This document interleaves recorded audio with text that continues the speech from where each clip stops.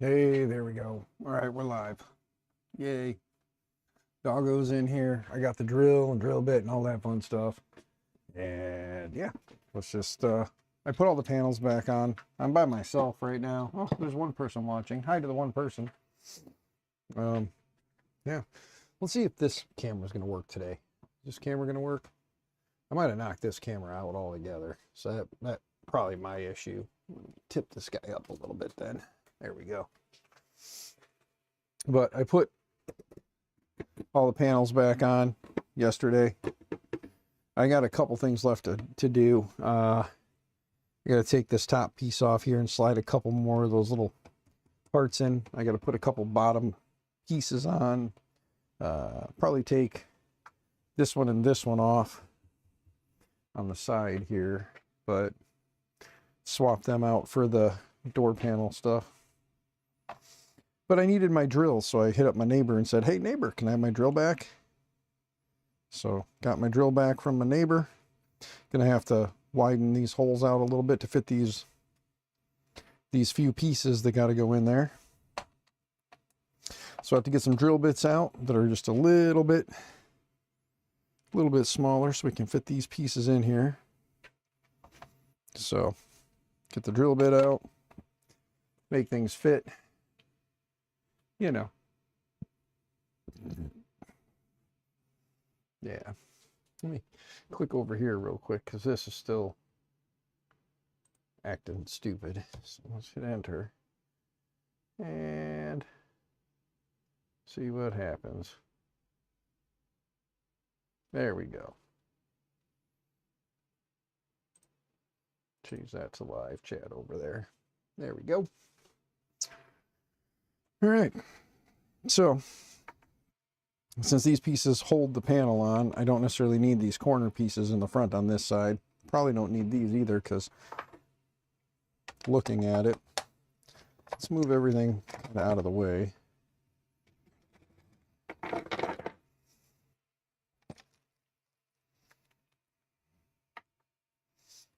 This stuff up here. This all out of the way. Get these off of here real quick. I want to see if with those plasticky bits there, if this will fit. Yep, that'll work. Okay. But when I go like this, those will be in the way. So we'll have to take them out. Jeff, good to see you. Biloxi. Well, Jeff B. in Biloxi. Thank you, sir. Hope you're doing well. I'm just here. Got to take off some stuff I did last night, which is fine. Gonna have to probably take out these top pieces to get more screws in. I know you can't really see very well, but I will do my best here to make it so you can. Bear with me. Which is good, those two coming off, and then this guy coming off. That'll give me, oh, it fell down. Okay. But yeah, so we'll be able to put this on there. 3D Medic Vince, good to see you. Freezing. Yeah, it's pretty cold here, but it actually warmed up quite a bit today, so that's pretty good. But this will give me the fridge door, and then we'll be able to take off at least, I'm probably going to reprint the parts that hold the acrylics on. We're going to take this middle one out anyway. There we go. But I have to take the drill bit and run it through a lot of these just to kind of clean them up a little bit. Because a lot of these pieces are like, that one worked pretty good there. So that's going to be probably way too long. No. Actually looking at it, should. Let's see something here.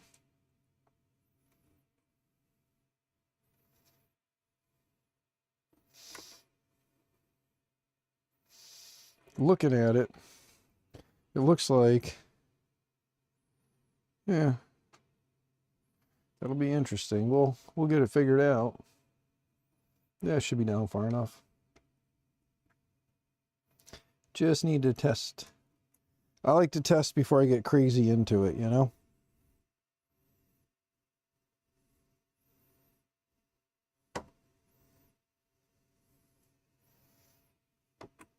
Yeah, that's why I thought it missed it.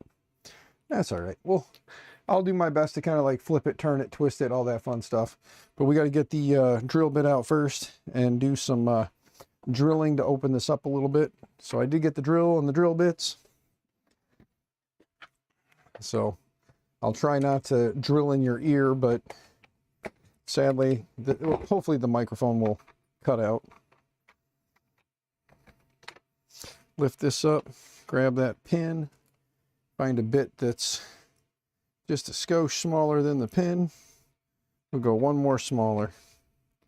Rather start small and have to go bigger than the other way around, right? This has a couple of washers on it.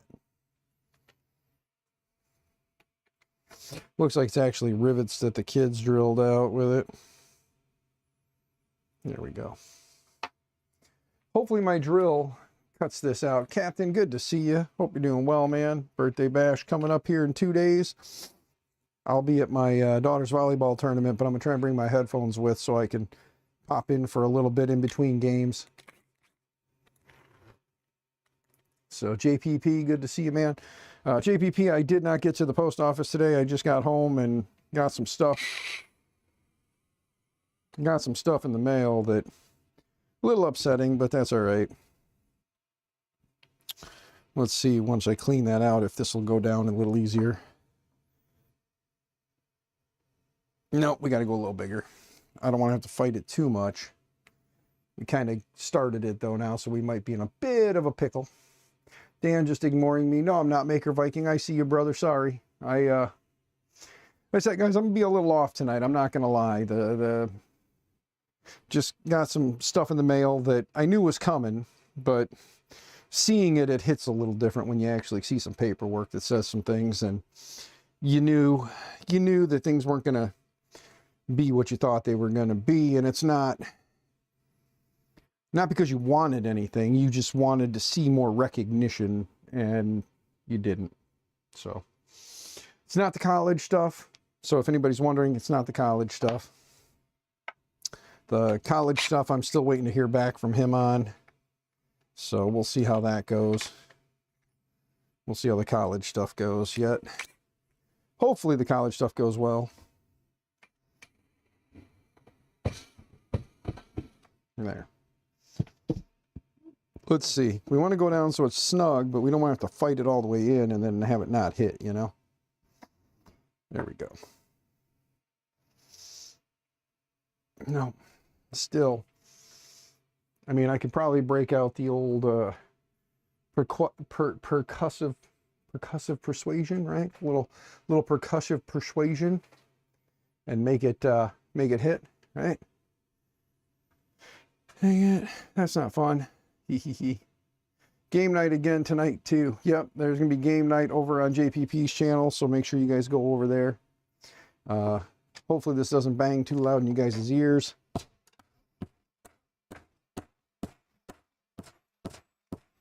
Use the back of the drill on the plastic bits so I don't potentially mar anything up too bad. Now let's just make sure that when I did that the other side,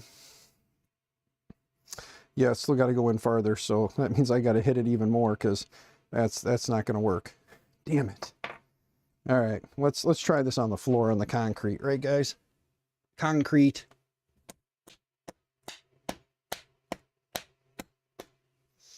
Okay, let's see if that did just kind of ding up the plastic more, but let's see if that actually went down farther. Okay. It did go down farther, so that's good. But we gotta drill out the inside of this. Let's go bigger. That part can actually be much larger. I don't know why that hole's so small. You know what I mean? Hey, Ron, what's going on, brother? Good to see you.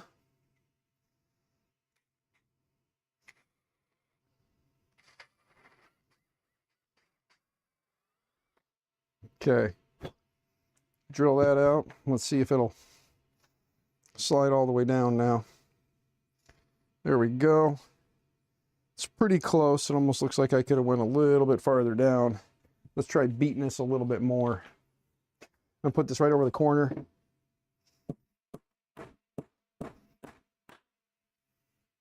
I heard a good pop there on that last one. So let's see if that went far enough down now. Yep. There we go. Now we just got to go a little bit larger with the next bit to fit the bushing in here for the door. Got to find the bushing.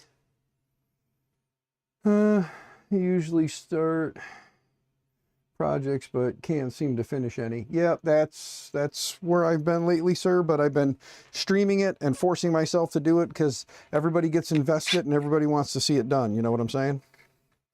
So that's kind of where I'm at. Everybody's invested. Everybody wants to see it done. If I don't do it, I'm going to wind up like Dave and everybody's going to give me shit. Yeah, everybody's going to give me shit if I don't get it done. So let's see. We go one bigger.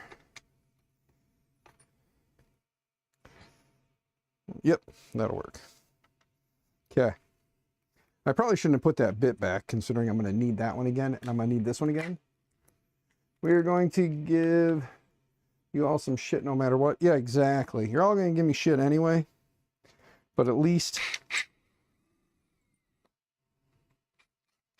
Ow, fucker. It grabbed my hand, guys. Can you believe that? Did you see that? And it just drilled the whole thing out all the way down. So there's that now. Because it ended up catching all the way down. So there's that fun now. Here, let's do this potentially the easy way, potentially the hard way.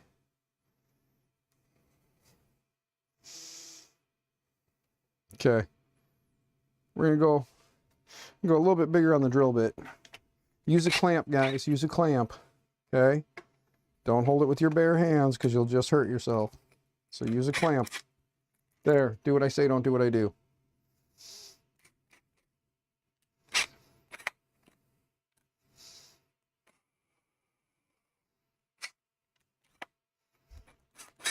There. It sounds like my wife is leaving to go get dinner. We got some pizza coming, I guess. So, pizza for dinner, I guess. Clean out the hole. Let's see. There we go. There's one hinge together. We're going to do the other hinge, but we're going to try and get that one to go together a little better than this last one just did. You know, without trying to tear up my hand too bad. So remember, use a clamp. Didn't somebody say, like, try drilling it out by pushing the drill in backwards?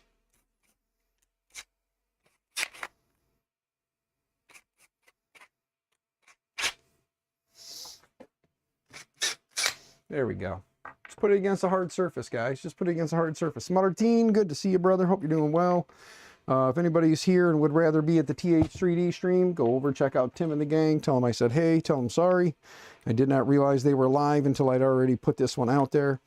And then I saw that they went live. So, nothing against Tim, nothing against Tor. Love both those guys. They are awesome dudes.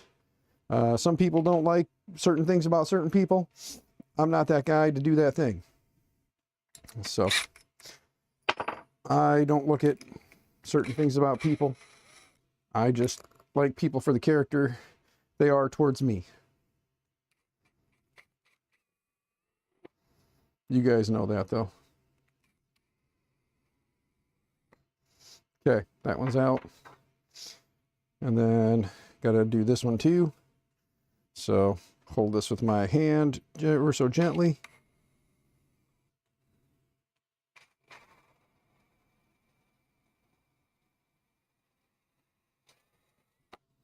Okay, there we go. Let's grab the other one now. See if we can get the other one together. Grab the pin first. See if we can get this pin set. Oh, that pin goes right down in there now. I went a little too big, but that's okay because it's the part that sits down in here and holds, so it'll be fine.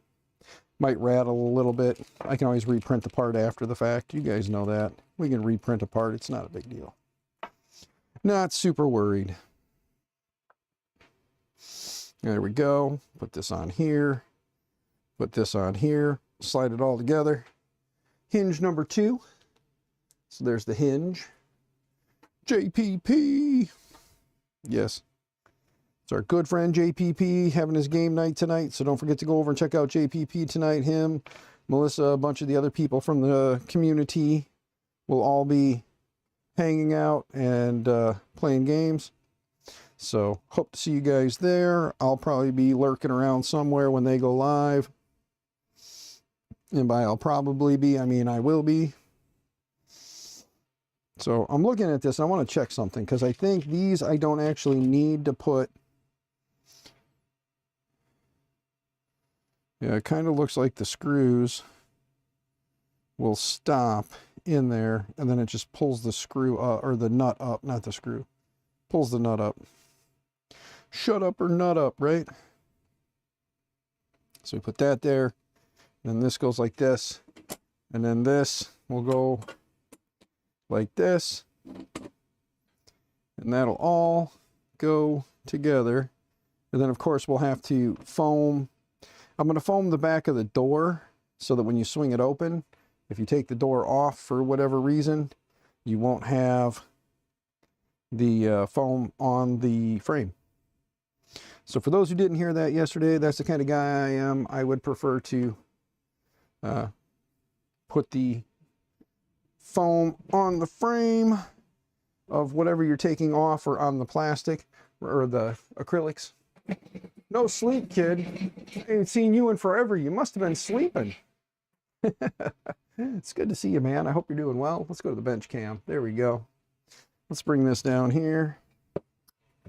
There we go. We're putting the door on, and then we're going to play around with it a little bit. We'll start doing some clipperization. Playing around with the clipper some more.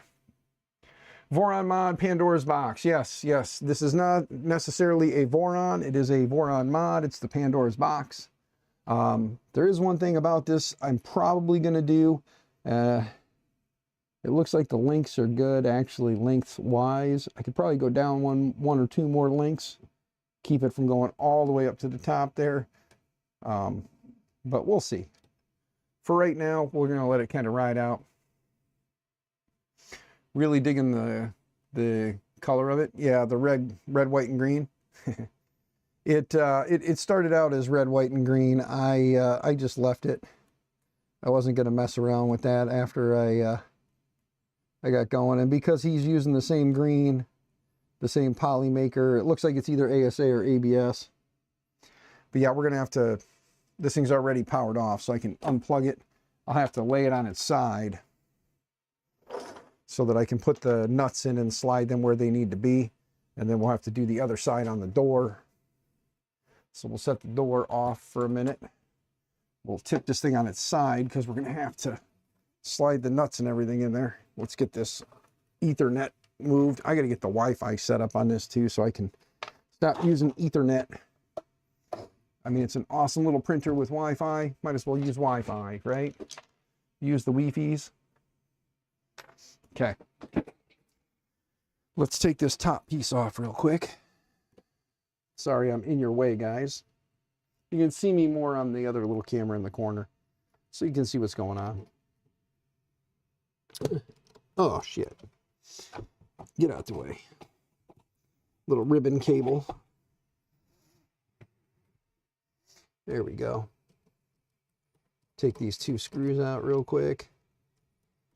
And then, there we go. Take those out. Slide these all out real quick because we need just the nut. Apparently we can just slide them down with just a nut in there after we get them started. Oops. Keep those guys aside though. And we'll grab one. Let's see. Yep. This will go this way. Put two screws and two nuts through, but I got to figure out what size screws I need. Does anybody know what size the fridge door nut? Mini fridge door, is it 10 mil? I know they're M3, but are they M3 by 10s? I think they're M3 by 10s, to be honest with you. So let's take this off for a moment. Put an M3 by 10 through. Put the nut on it there, get it started. And then as you tighten it down, it'll pull into the channel and keep it from going anywhere. And I'm pretty sure they're M3 by 10s. I'll keep an eye on the chat a little bit there to see, but I'm pretty sure M3x10.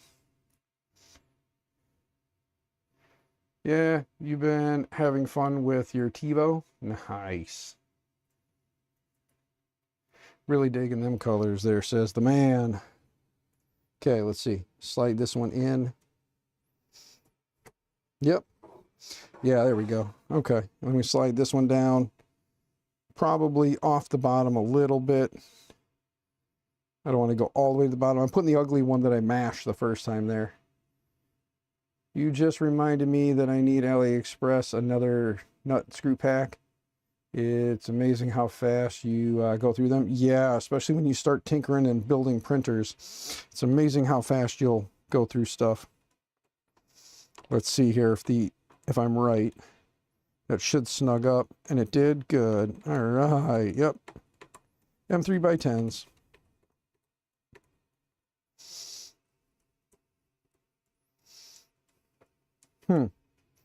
That bottom one, it's being stubborn. I think it dropped too low, so I'm gonna have to get underneath it and pry up a little bit. So let's grab the old pocket kniff. We got our pocket kniff here. Let's get it under the screw head. See if we can pry that up a little bit.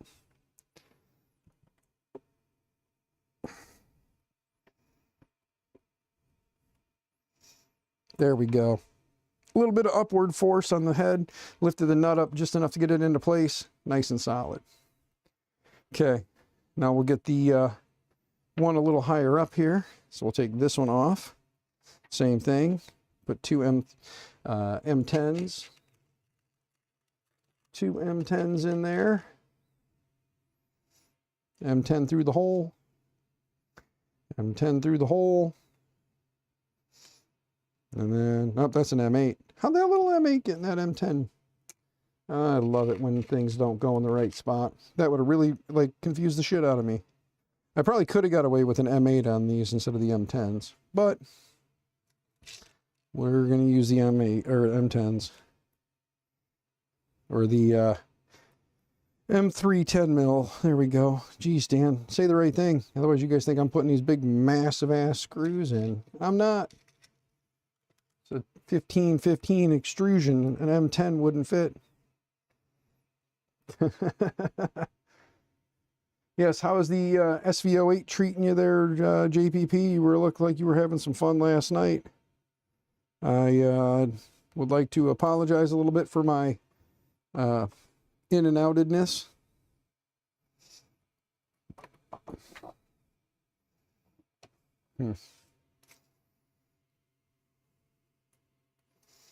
Gotta push some screw heads down in there a little bit more. Give myself a little more play to get over the acrylic panel.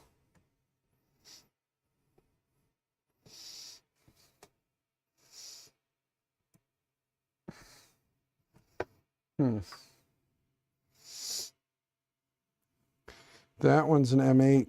What the hell? I just took an M8 out of here, and there's another M8 in the mix. You shifty little thing, you. Or M8, 8 mil. I need another 10 mil. And then I just dropped the nut somewhere. Oh, it's inside. It bounced inside the printer, guys. So, there we go. All right. Push this through. Let's see. I'll give that a little shove down.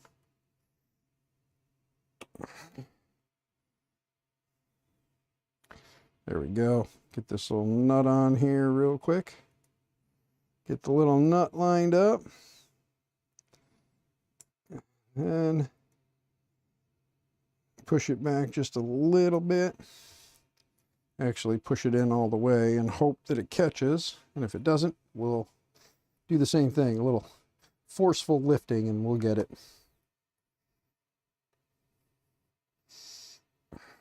Come on.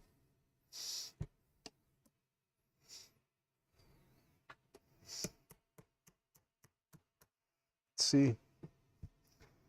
There we go. Come on. Come on.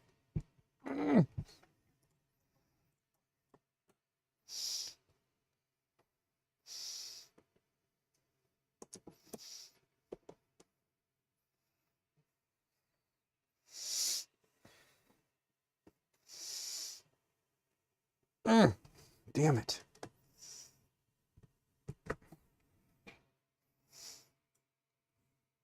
Trying to get this one to go in now, and it's just fighting me just ever so much.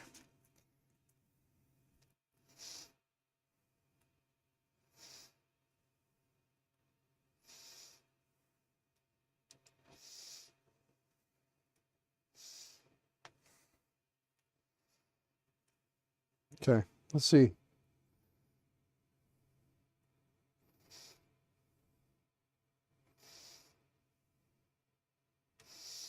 See if we can get it now. Will it go meow? How about meow? There we kind of go. Come on.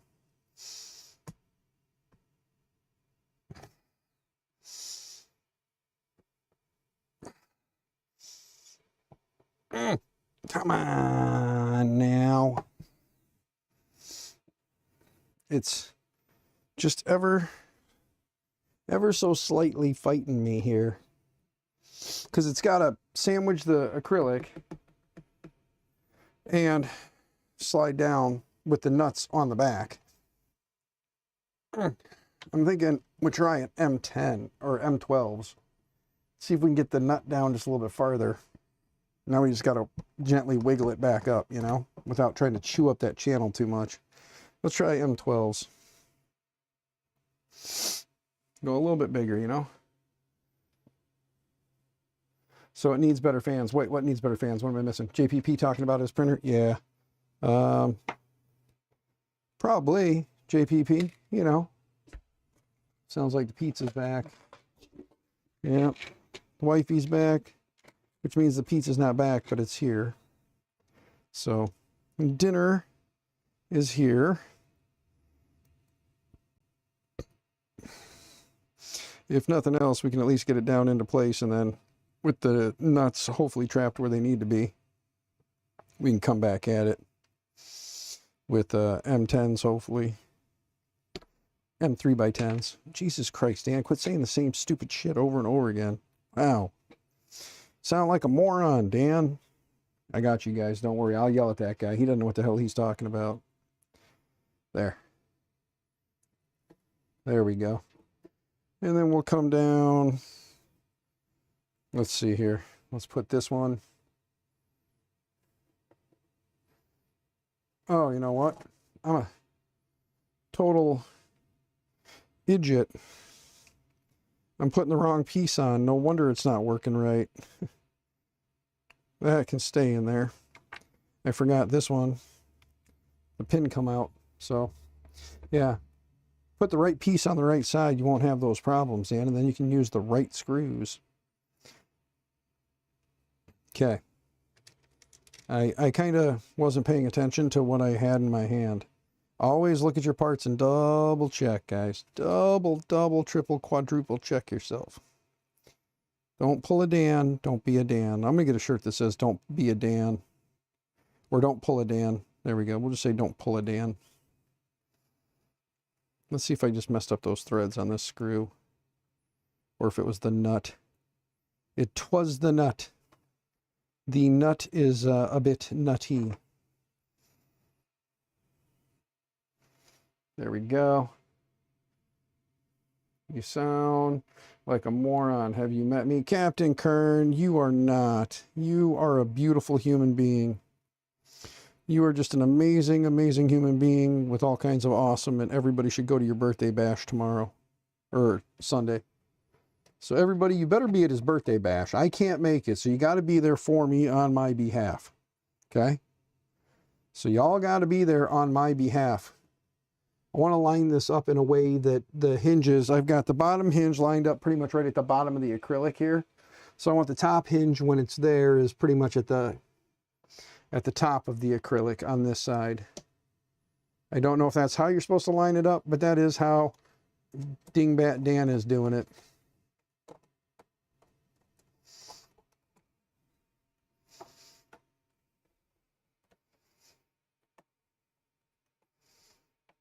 There we go.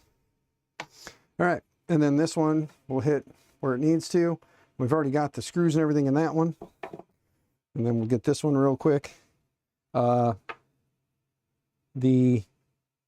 M12s are probably too long now. Let's take a look here real quick. Oh yeah, M12s will be way too long. By like 2 mils, maybe more. So let's take these out and do M10s and just see how that looks with an M10 through there. Instead of an M3 by... See, I'm still saying it wrong, guys. You guys are hearing me still say it wrong. Put the screw in there. You'll probably get away with the M8s on this one, but we're going to look. Show you what I'm talking about here. When that goes in, that's good there. Let's pull that in and then see.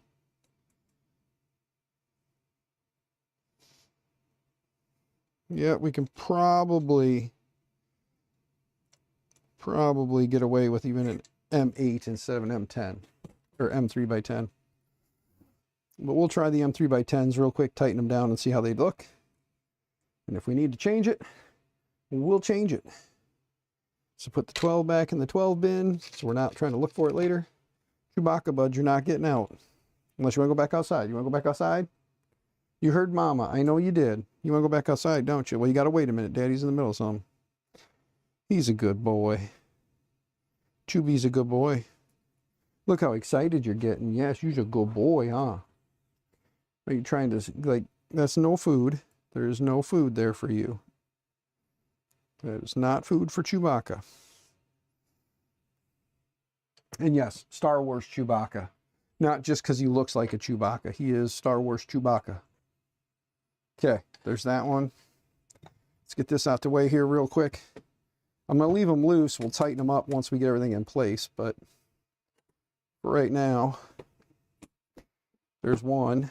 I can slide the other one in from the bottom, so we'll do that. But what I wanted to see real quick here, hold on. Let's get this kind of eyeball lined up.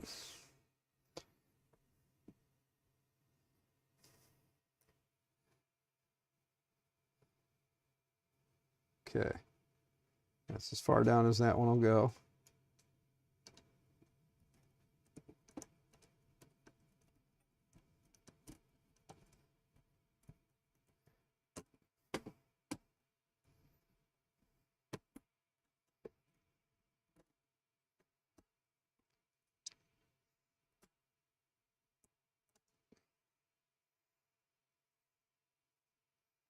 Come on. Yeah, it didn't do what it was supposed to do. So we'll use the 8s instead because the 10s just get too low and the nut doesn't grab the plastic. So we'll go ahead and get some 8s out. Let's set this down where it won't fall down. Anybody else just here for the you know, for the show? Because if you are, I'm sorry. I'm not really. Let me see something. Does that, when I push these down, does it bottom out in the extrusion? That's what I need to know before I go changing it. Because if it doesn't bottom out, then it's good to go. Hi, baby, just hold on. I got my hands full. I know. So I said, give me a second. My hands are full. Say hi to the internet. What's wrong? Besides the fact the kids are annoying. The kids are not annoying. The dogs are annoying me. I couldn't set that down so I could walk out so I could go and get mine. So yeah, I don't need this. You can take it for you. I love you. Yeah, love you.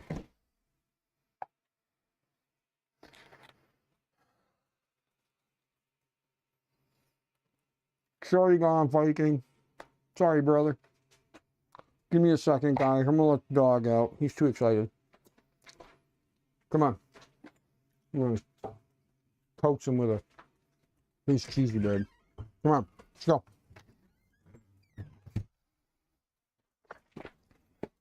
Come on. Go, here. Dingus. There. That way my pizza's not gone now, guys.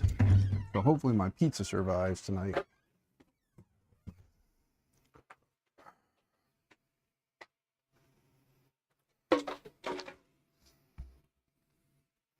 Bamboo Lab A1 printing a Benchy in 12.5 minutes. Nice. Nice, man. Yeah. Bear with me here, gang. It's just a, you know, I apologize if the stream's not all happy crazy like it usually is. Just, you know, a night full of things. So drop those in there. Let's grab the M8s or M3x8s. Why do I keep saying M8s, guys? I keep doing it. I still haven't corrected myself. M3x8s. I know why the M3x10s, because you have to get above the acrylic, so you need that extra 2 mil. I get it. This is going straight into the panel, so should be pretty good with an M3x8. Hey, I finally got it right after I corrected myself a bunch of times.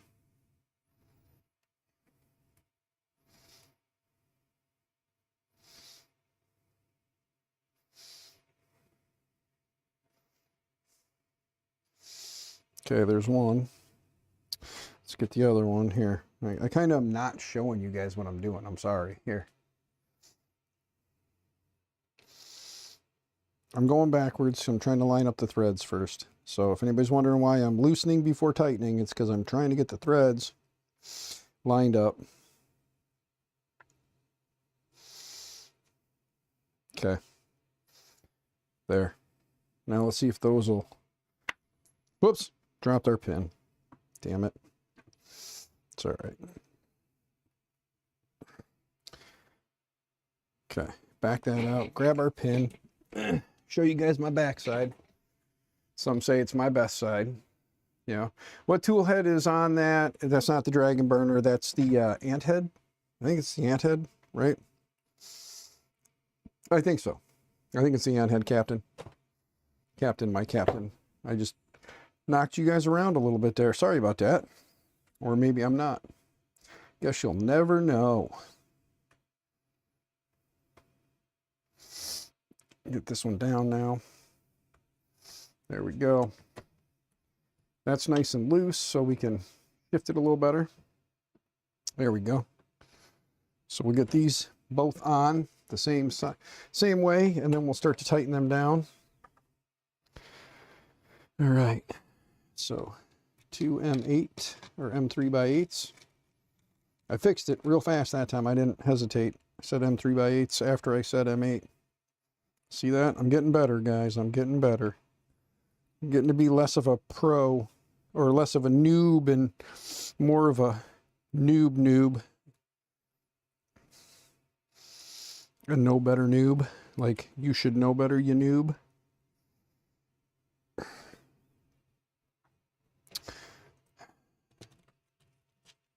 Let's get this going.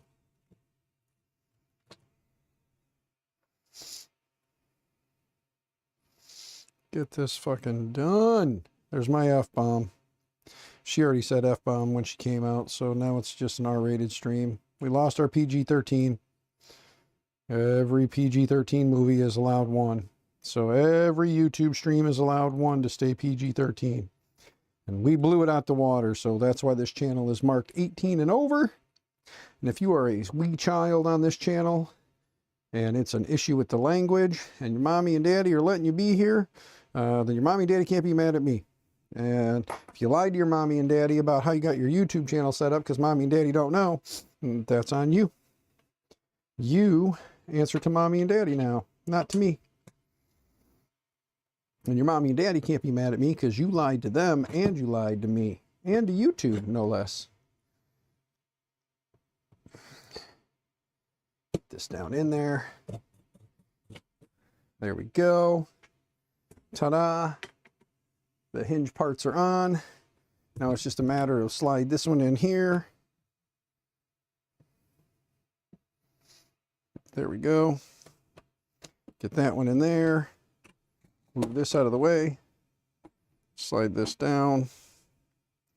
Get everything kind of lined up. We still got to put the door part on too after the fact, the hinge part or the latch part. And I don't have the proper foam that I need. But there we go. All right, let's tighten these down. 2 hours, YouTube doesn't care, LOL. Yeah, you can stream on YouTube if that's what we're talking about. Let's see here. Kept the current, 166 speed on a benchy. Nice. You've been meaning to ask why camera or what cameras I'm using. All your suck. Captain, do me a favor. Send me your email address. And if somebody wants to be nice enough to throw me some cash for shipping, I'll send you the dock cam that I'm using here. I may have access to a brand new in-box version of it. It's the iPivo 4K. It's an iPivo 4K dock cam. If you want to know what it looks like, let me go to the main cam. This is just a C920. This is the iPivo dock cam that I use, that I kind of like move around on the desk. Get yourself like a 6-foot or a 10-foot USB-C or a USB 3.0 extension cable, not C, standard USB, but get yourself the like 6 or a 10-foot extension cable, and it gives you plenty of room to move it pretty much anywhere. But it's the green, it's the little green iPivo. I mean, I have one laying around. I can send it to you. It's still new in box. Don't ask how I have it laying around. But I have one. I can send it to you. Or if you want to wait till Rocky Mountain, I can give it to you in Colorado. It's up to you.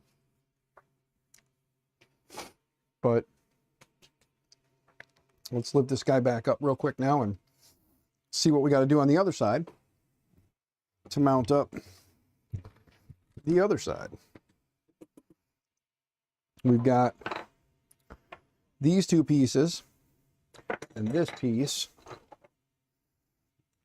right here. So we have, let's move this back a little more, bring this up, hit this button right here. There we go. But we've got this piece, which is going to pivot and then sits there. This one goes down here. We got some magnets we'll have to put in. We can put the magnets in, I believe, after the fact. It won't hurt nothing.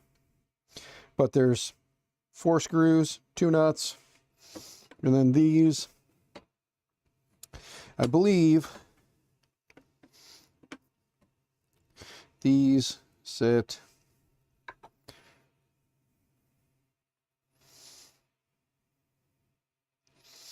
got to remember which way these go. I think it goes, let's see. This, I believe, mounts here. Well, we'll mount on here like this. And then this goes, then it goes this way. Okay. So this, I got to clean up yet still too, but this goes this way. And then, or does it go this way? It goes this way. Because then you pop this back.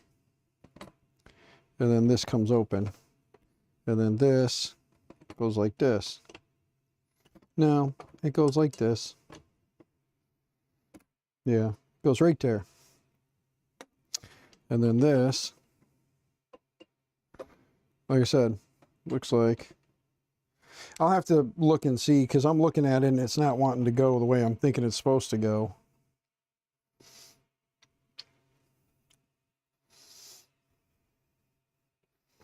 So I'm going to have to double check that, but I think these go on here.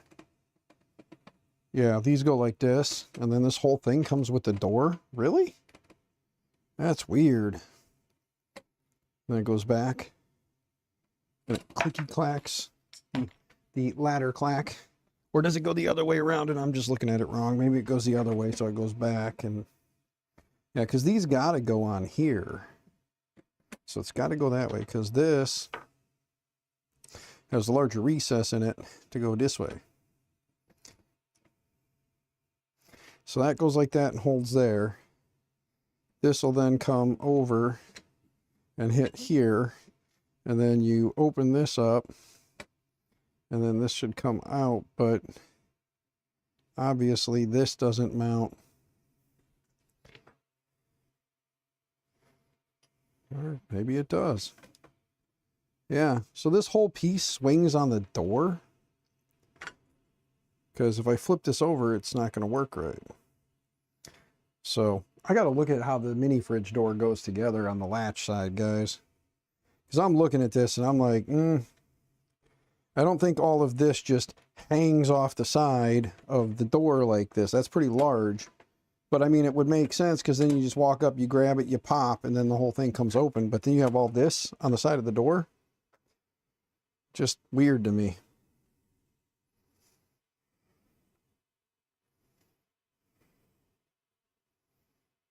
Yeah, that's just weird that all that would be on the side of the door.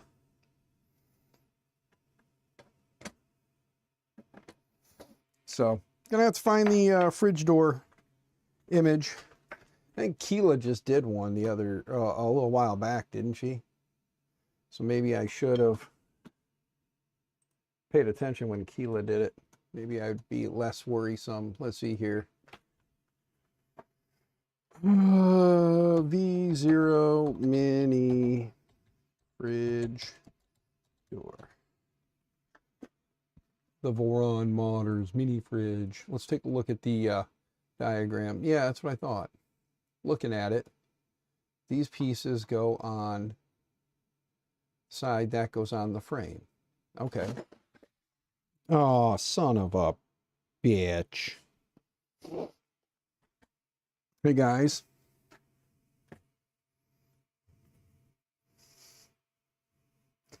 My box of ferrules just ate shit, fell down.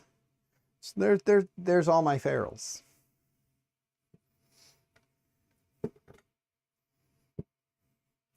So I guess the day can get worse. So anyway, let's just eat a piece of pizza real quick here. Quit worrying about the damn door. We'll look at it.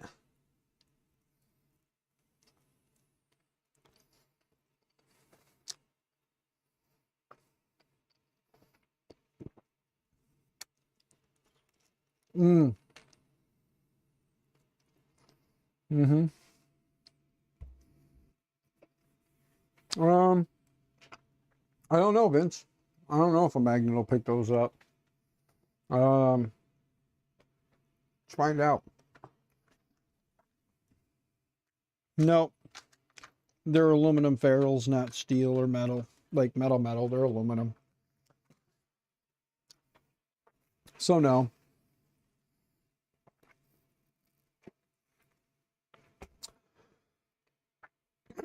Well, we'll cross that bridge a different time. Right now, I need to find the lovely part where maybe he's got mini fridge parts, mini fridge skirts. I don't need skirts for the mini fridge. I just need to know. This picture is a little... Okay, so those screw onto the door. That screws onto the back frame. Okay, so these pieces screw onto the door. And then it does, you pop it and it goes open and then it comes back. So all of this is on the door. So all of this is on the door. Okay. So these two pieces, we have to make sure that those will fit in there, the bearing, and then the shafts go in here, and then you just slide this one, you put this one in, put this one in. This one printed like crap. Probably should reprint it, but I want it done. So I'll deal with everybody giving me shit for the bottom one looking like shit. I do have my deburring tool, yes. Yes, I could be using my deburring tool instead of a pocket knife, but everything's going wrong tonight, so let's just add a trip to the ER to get some stitches, right? All right, I'm just kidding. If I stab myself, I'm not going to show you guys anyway. I don't want to get my channel taken down because of an accident. YouTube will demonetize my channel, considering I only make money when I got like 600 and some more watch hours to go, and then I can monetize the videos and stuff, guys. So if you're bored, load my channel and just let it run. You know, if you get bored, or even if you're leaving to go to work, just load my channel and have it just play through all my videos. Help me out. Help me get them watch hours. You know what I mean? Let's see. Oh, we got a pop right here, because there's a magnet right there. Look at that. Boop, popped right out. We got to put a magnet in here. I don't have the glue to put the magnets in, so we're just going to let it kind of ride. We can pop it right off by just lifting anyway. So we're going to at least get everything mounted up. And I know that's why the big part's on the door now that I think about it, because then this way, when you take the door off, you just have this little piece here that's in place. So for this one, it'll be clean out the hole real quick, put the screws and everything in. Let's see. Okay. They are saying to use, oh, okay. So in the handle, we're going to put some smaller screws, and then in the other parts we put in magnets, and then it just magnets to the screw, so it's not super magnety. So yeah, we have some M8 button heads, M8 socket heads, or M3x8. Yeah, there's a lot of button heads in this one, so we'll use more button heads for the M3x8s if I have them. Oh my goodness, I don't have any M3x8 socket heads, and that's probably going to be a bit of a problem in some spots. So or button heads, sorry. So we're going to have to try and find some M3x8. Look through all my other stuff here. M3x6. Kind of robbing out of other projects. I want to get this done, and I want to see this thing closer to finished, you know.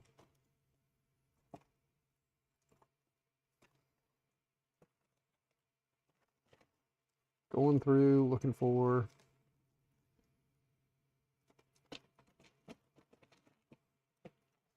Oh, you know what? What's that one? I know of at least two where I'm gonna need button heads, because it's gonna be these two right here, and I need them to be the 8s, probably. Kegel, what's going on, man? Martin again. Hey, Will, good to see you. I'm in a rough place, guys. I'm sorry. Kind of scatterbraining, and I'm kind of all over the place. So we'll put that one like right about there. It's probably one of those you're supposed to line it up right, but I'm not, because, hey, oh, I'm Dan. I can do dumb shit, and the internet doesn't care because I'm Dan. I'm dumb. You know? Set this down for a minute. Right. Clicky clack door going crazy. It's not clicky clack. It's mini fridge. Get it right, Dan. Get it right.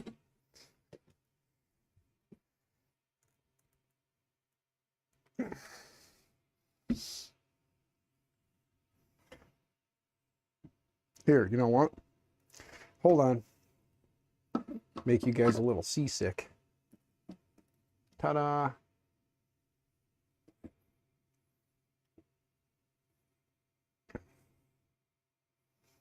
There we go. Okay, so we got to get a couple of screws and nuts. Are they using T-nuts for these? Because he doesn't say, so I'm assuming it's it's not T-nuts, it's the drop-ins. These guys right here that I took a few out of. So we're going to take this off and this one off so we can get these down in here. So let's find our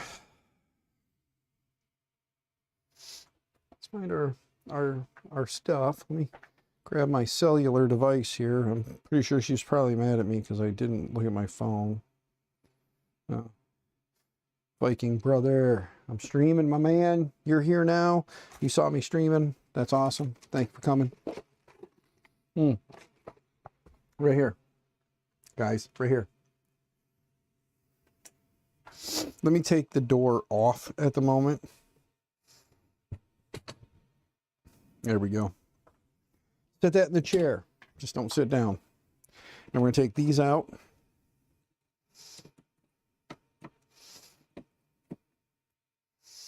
And we're going to take this one out. And this one out. Okay. There. Now we can slide in. We need one here. One here. Move these down into this general vicinity for this guy, which will go, like I said, something like this. So we can get one lined up first to start. I think that's going to be way too long. Let's get that in there all the way and see if it slams into the frame.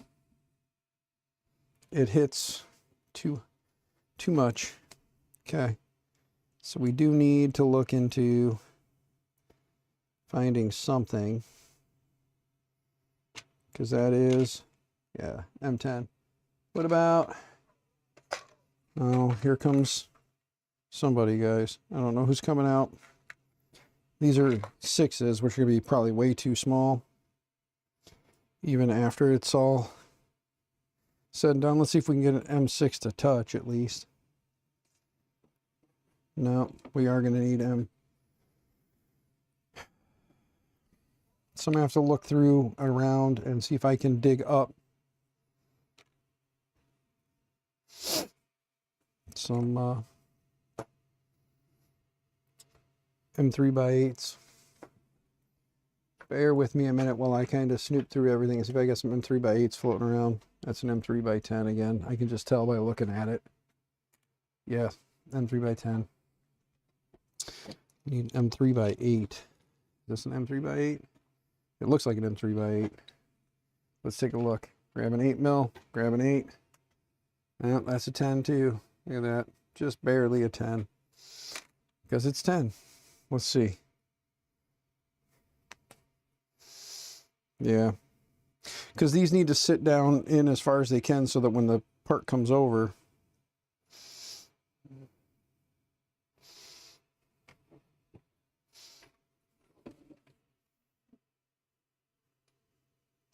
yeah, because that bottoms out, so it needs to go in farther. So I do need 8s no matter what. We got to dig up some 8s. M3x8. Where, oh, where would I have some M3x8s that maybe just weren't spoken for? Or were spoken for, but are just laying around. Let's look in this, look in here.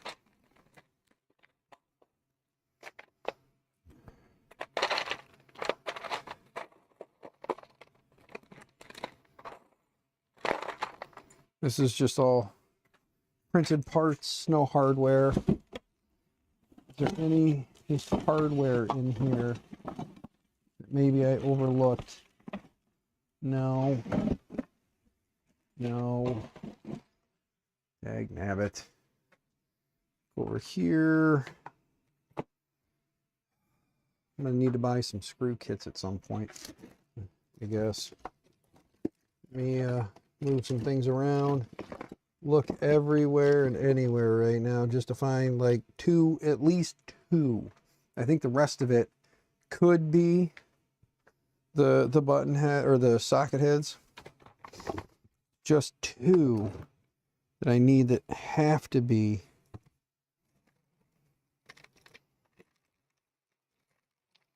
just stinking two of them. Let's see here. This is... Do I have two of them here? Let's grab my... Are these actually the right stinking size, first off? These M3s? Yes, and they are 10s. Son of a biscuit. I'm always like, oh, I got so many of the... I can't ever find M10s, and now tonight I can find M10s like crazy. I can't... Or the M3x10s. Can't find any M3x8s. You guys are having fun watching the struggle bus tonight, aren't you?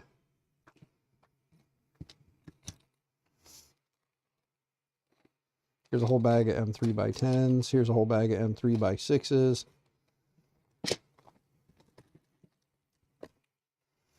These I have, but I need not these.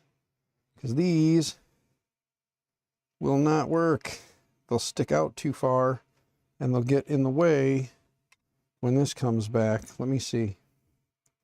Let's see. When that comes back, yeah, that screw head is totally in the damn way. See? Screw head won't let it get all the way there. It's got to be a button head so they can get sucked in far enough so it's out of the way. Like I said, M3x6s just don't go through far enough. You know, it's that lovely little thing where you just need that extra 2 mil. You know? Let's see.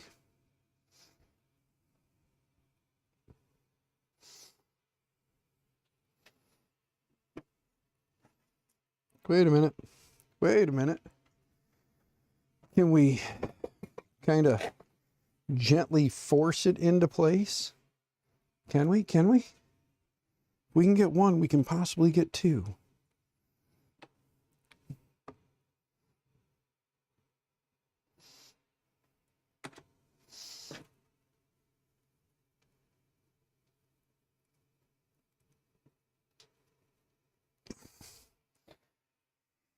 No.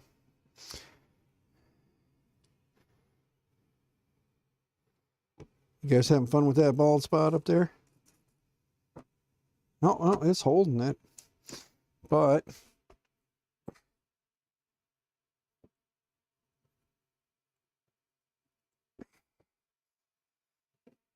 it's not grabbing. Damn it. Mountain Printing Studio, Pandora box. Yeah, it's Pandora's box. We're doing the fridge door, or the mini fridge door on it. But I got this from a guy on a trade. And in getting it from a guy on a trade, the problem we have is it didn't come with all the hardware required to put it together. And I'm finding that I'm out of some of the hardware. Like, I need some M3x6s, and I cannot seem for the life of me find any M3x6s. Because you need a couple M3x6s, and they need to be M3x6 button head. I have many socket head. I need M3x6 button head. So now I'm kind of like trying to frantically dig through, fluster around with, and see if somewhere in all of my randomness, if I have some M3x6s.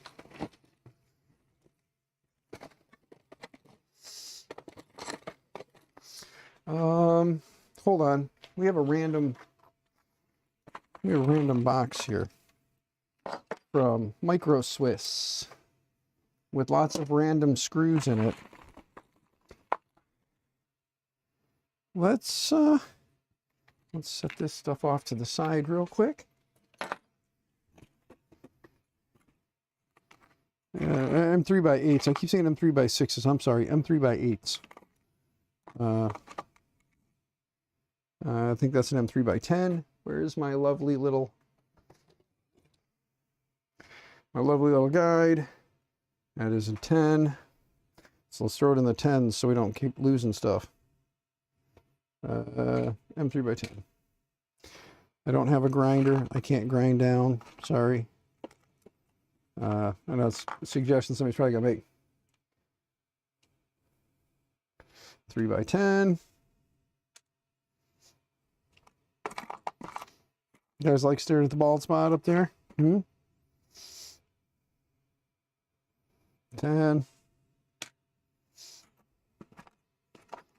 What was this one? 3x6. Go figure.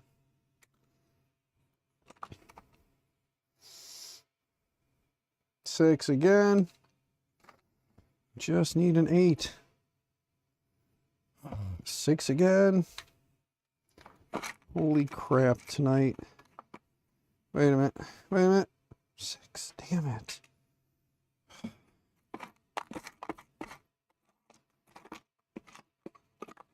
These are both 10s. I can just feel it. There's a 10. Oh, it's definitely a 10. I don't even need... By the end of the night, I'm going to know an M10 when I see it. See? Look, 2 M10s right there. 2 M10s. 2 M10s. That's an M10 and they're both the same size. 2 M10s, I told you.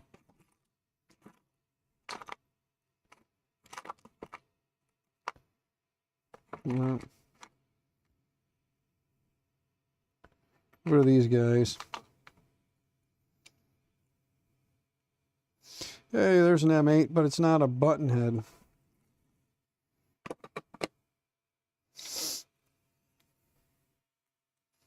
But it does fit in the hole and it's flat on the head, so there we go. We're making do, guys. We're making do. Okay.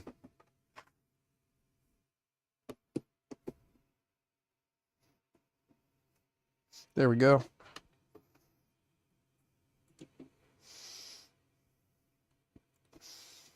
You gotta pull this one out of here.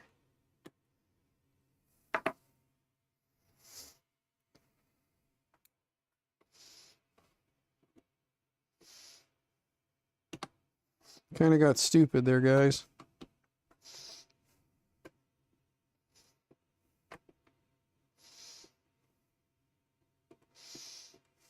Take this out.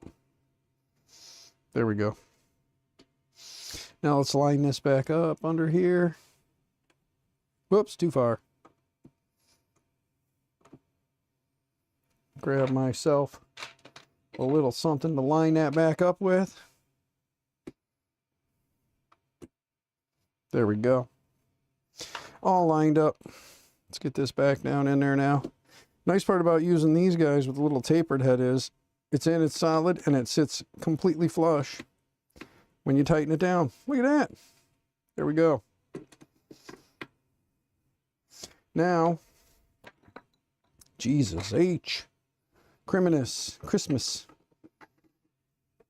Nope, this way. There we go. So it goes like this, then you can lift up, and it'll come across, then it'll go back, magnets will snap it together, and there's your latch. Boop, come across, go back, latch, and they sit flush, and it hits, and we're good. All right, now I can put the other side on the door. But I gotta see something here, because these we can use whatever screws we need, ain't gonna matter. And then these here shows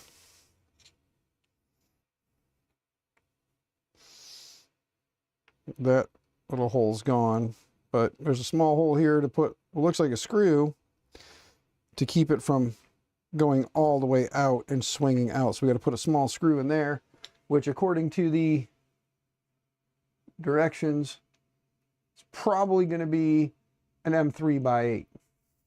Which M3x8s we have in the button head or in the socket head, which is what we need because your socket head rides inside of here. But we're going to have to clean that out because that rides in there real nice and stiff. We could even get away with probably a smaller little screw there, but or like a smooth head. But we can just take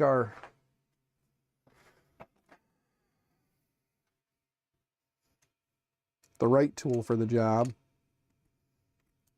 and then grab just any one of these guys real quick, and there we go.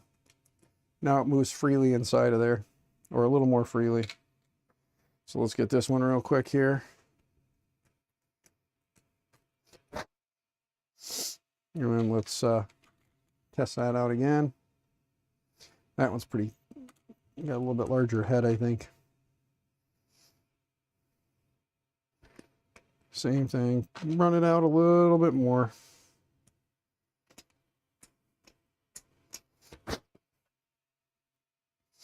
And let's see, there we go. Now that'll move back and forth easier.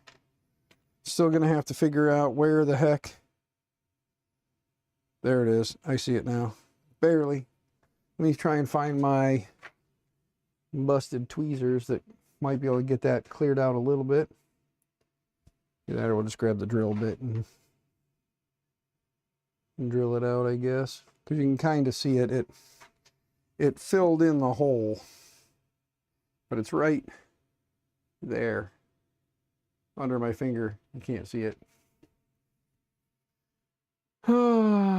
That's over-engineered. Captain Kern? Yeah. Yeah, that's kind of the, you know, the way of the people, right? Especially in 3D printing, the way of the people is over-engineer it because you can. Sorry, I keep putting that in the wrong way. But then you got M3 by or M6 by 3 magnets, the little round magnets here. Let's see if these will snug fit or if I'm gonna have to, you know.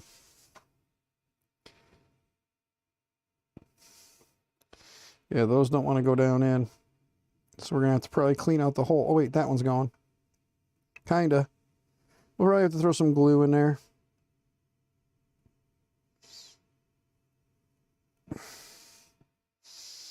There's one in.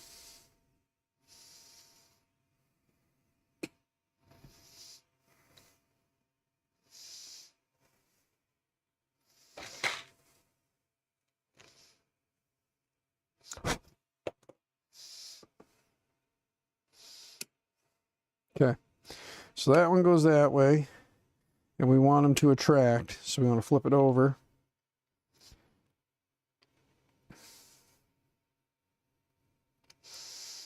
There. Now, ta-da, there's one in. So that'll hold that one.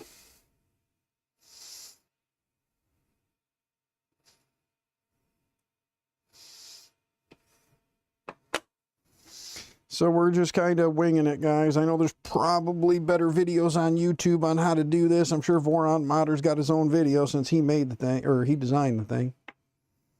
You know? So I'm sure if you go check Voron Modder's video out, he's probably got something on it. Okay. Pick it up like that. Put it in here like this.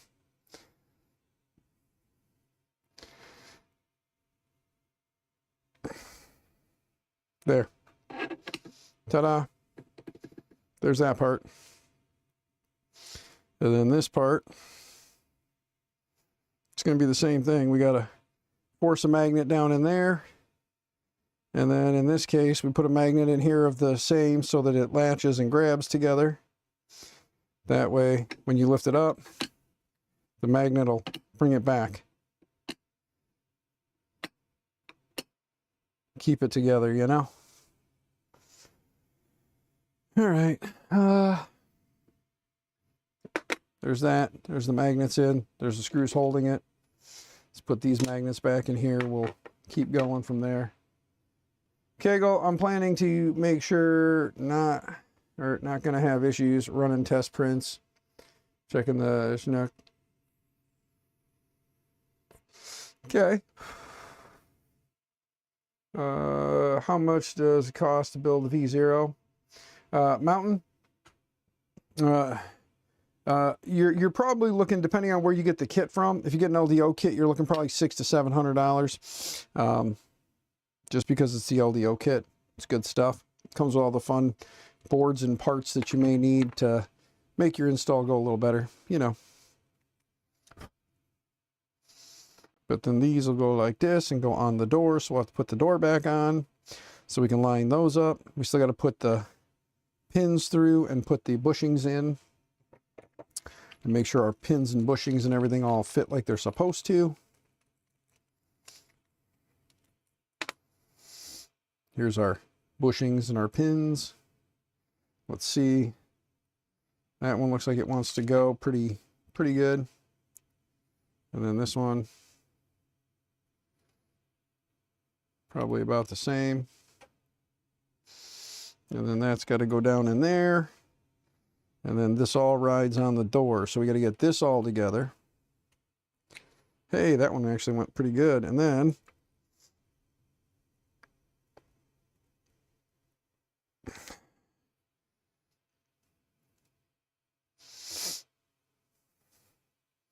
thankfully, there's enough space through the middle, it looks like, for that. Since I've already committed this far, got some wood right here. Let's see if we can make it go the rest of the way. It's getting there.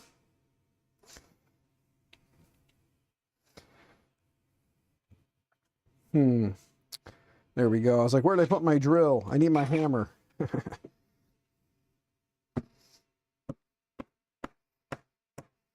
There we go. That did bow out the plastic a little bit. We got a little bit of discoloration right here. You guys, yeah, you can see it right there, a little bit of discoloration. So, but that one's in. Let's see. It's going again. There we go. All right. Let's do the same thing with this one. Line them up. Grab our hammer drill. See, hammer drill.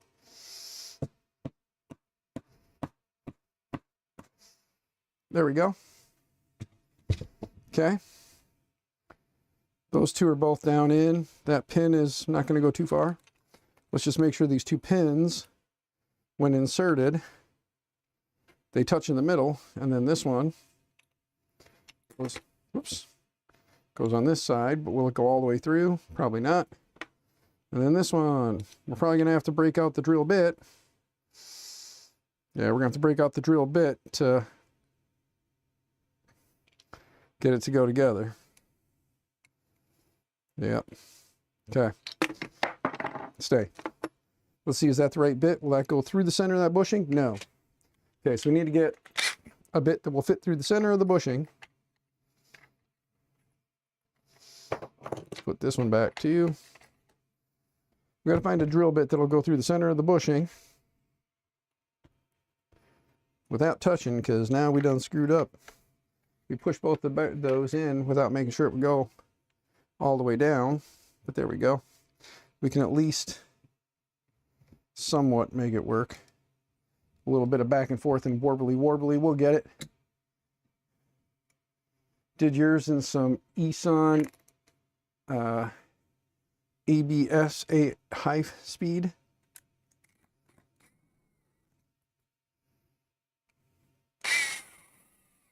Oh shit, we went all the way through. Damn it. We don't have much room in there, so it's all right. It's all right.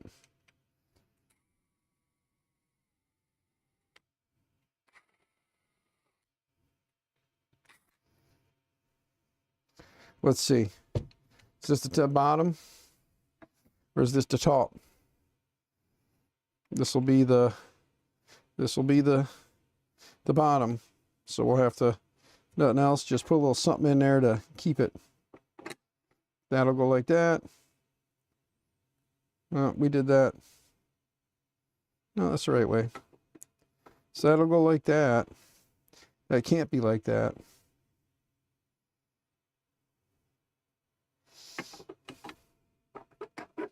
Yeah, it does, because it goes this way. And then this is the top one. That'll be fine if it's on the top with a hole in it. Ain't gonna hurt nothing. At least the pin can't drop out, right? And we'll want to reprint this one anyway, because this is the one that's all fugly looking. Look at that. Ugly layers. You don't have a reamer? I do. I do have a reamer.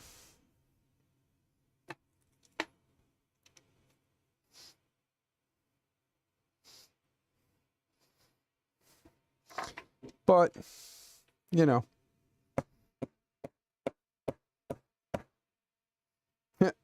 Took it right to the edge. Should be good. And then this one.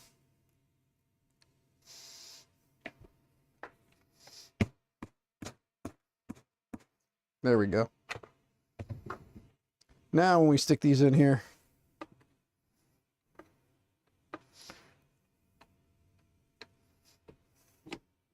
ta-da! There we go. There's the fridge door, like the workings.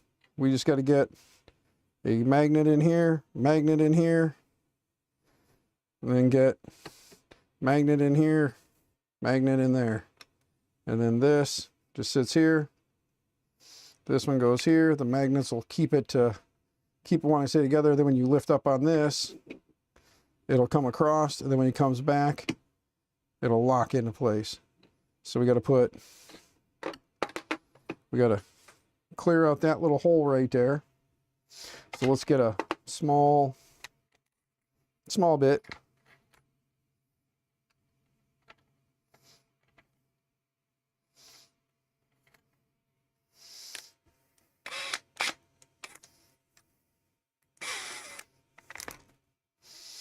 And then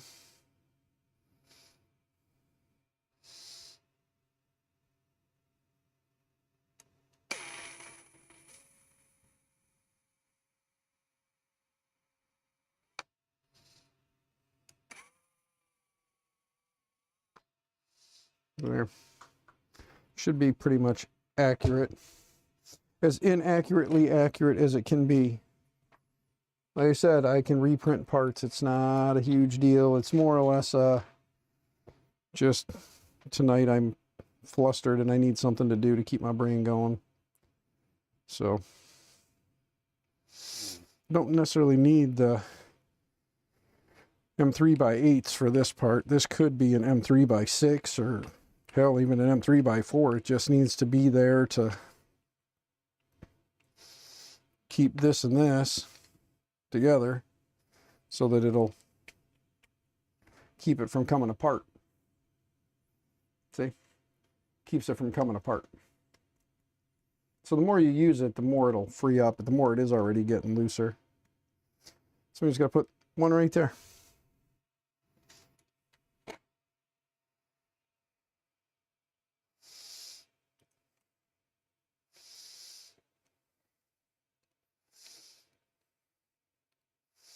There we go.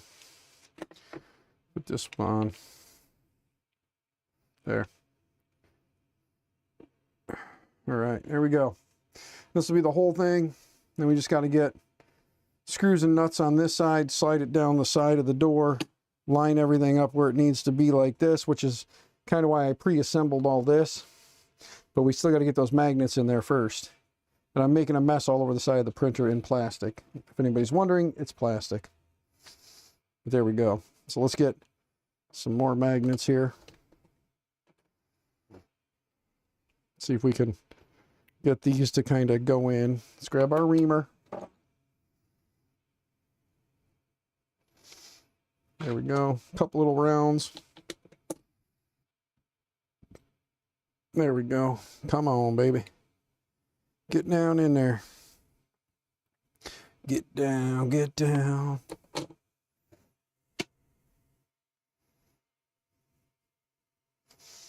There. 2 wraps, probably one too many. It's kind of my luck tonight. You don't have to, or no, oh yeah, sorry, that was a minute ago you asked about the reamer. My bad, my bad.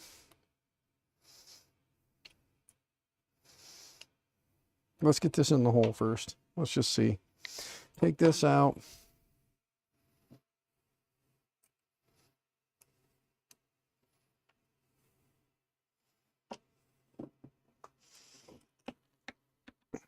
There we go. It's a little better. Went in a little bit.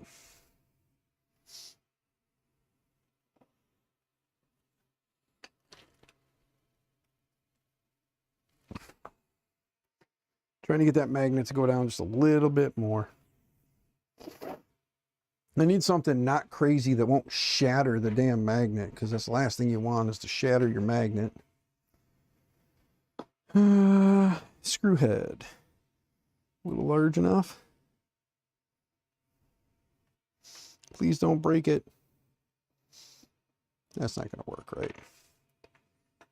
You know what? Here we go. Ta-da, that'll work. Line that. Put that on here. One of these little M3 or M1515.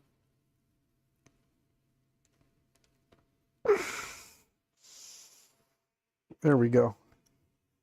Look at that. There we go. Just one of these little 1515 little flat guys. Worked perfect to give me just enough to force it down in there. So there's that one. Let's grab these guys real quick. Put them back. Put this back on here. Make sure. There it goes. Okay, now we just got to make sure that the magnet's in there. We put the right side. So touch it to there. So we take it off like that. And we need the opposite side to go in here. Some people color coordinate the north and south poles on their magnets. Sorry, I'm not that smart.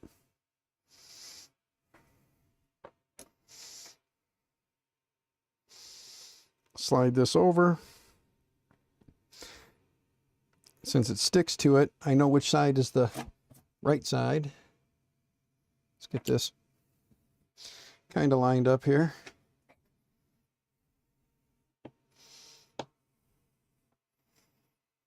Damn it. Get in the hole.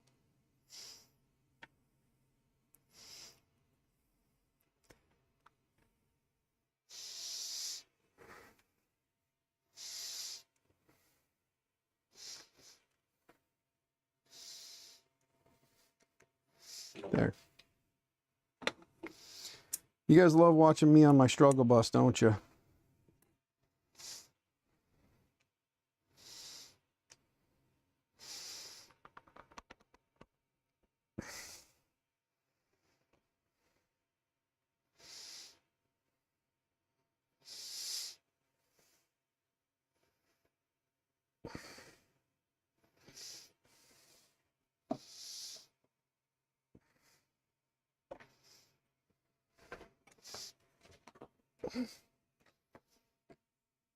Damn it. Don't flip over. Stay. It's not wanting to go in. Go figure. And I just dropped one magnet. So now I'm down one. But I have a few spares. Clown hammer. Yeah, I'm struggling. You guys are enjoying the show, so it works out great. You know what I mean? Okay, so that goes in that way, so it is this side. Let's see if we can get this damn thing to just drop in, you know? It's just a stinking magnet. Just drop in the hole.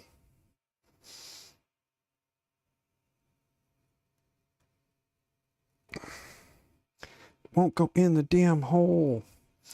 Goes down so far, but it won't go all the way down. And when it goes all the way down, it doesn't want to see something. I mean, realistically, I don't care if this magnet stays encapsulated in the end, as long as it stays in there to help pull it back, because it won't come apart enough for the magnet to come out. Know what I mean? Like, the screw heads will keep it from coming apart. So even if the magnet at least gets in the damn hole, that's all that matters to me. Because again, when we bring it together and you seat it down, it'll only be there to pull it back, you know, kind of help pull it back together after the fact. But, oh sure, now it wants to sit in there a little bit. What the shit? My doggo's barking, guys. I don't know what he's barking about. I'm going to take this one off for a minute. Give it a couple taps here.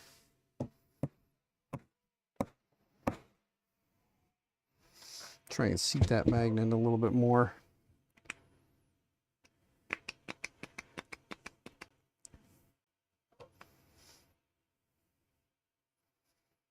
It's definitely biting together now. Just gotta get the other magnets in. Give me a second to see what Doggo's barking at, guys. You'll listen in. You'll hear. See what dingbat Doggo's barking at. What are you barking at? Oh, the neighbor's doggy's out, huh? Shut up. Leave her alone. Leave him alone. The neighbor's dog's outside, so he's having a friendly discourse with the neighbor's dog. Go figure. Michael Cassell, good to see you, brother. I thought that was all him barking. It's not.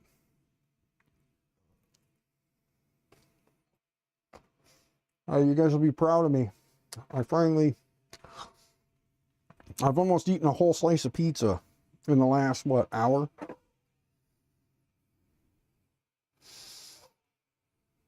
Look at me go. I'm a big boy now. Let's widen this out.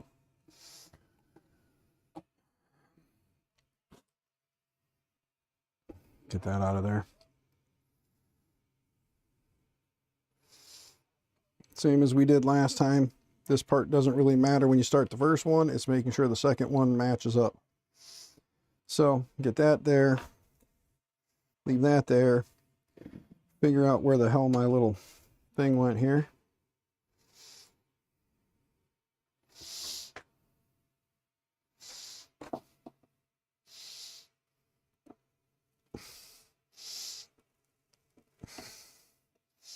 There we go. Stick that on there.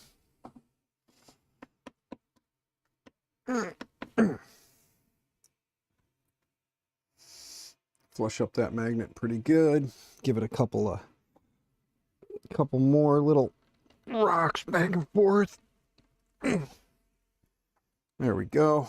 Flushed it up nice. Nice and flush. See? And then just got to put that other one in on this side. So give it the old ringy ringy again. Grab a couple more magnets out of here. Okay, that's the right side, so we use the opposite side. See if we can get it to kind of like land down in there. Ah, son of a bitch, that hurt. Oh, pushed into the point of the plastic. Again, my freaking luck tonight.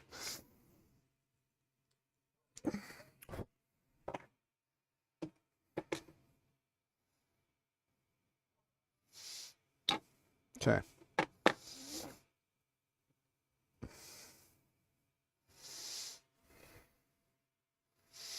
Put this one together like we did the other one. It ended up working better that way, so put it on here, let it touch up, get this lined up, and then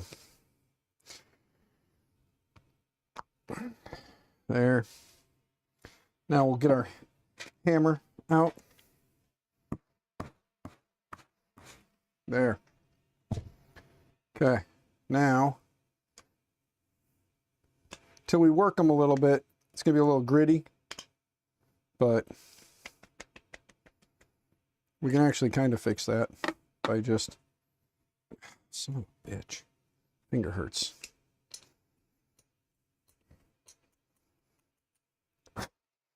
This really only needs to be a channel to, there we go. Look, I went a little too far, but it'll moves much more freely now. See? Just magnets and screws. This side is still way too stiff, so we'll pull this one out real quick. Give it the old run around.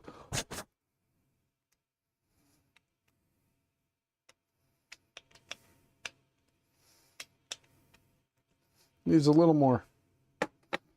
Little bit more.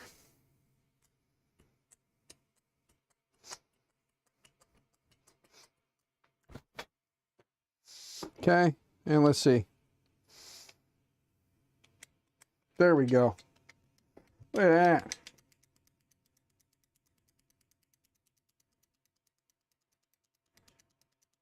Ta-da! This side is Still catching a little bit. So let's go ahead and give this another couple run-arounds.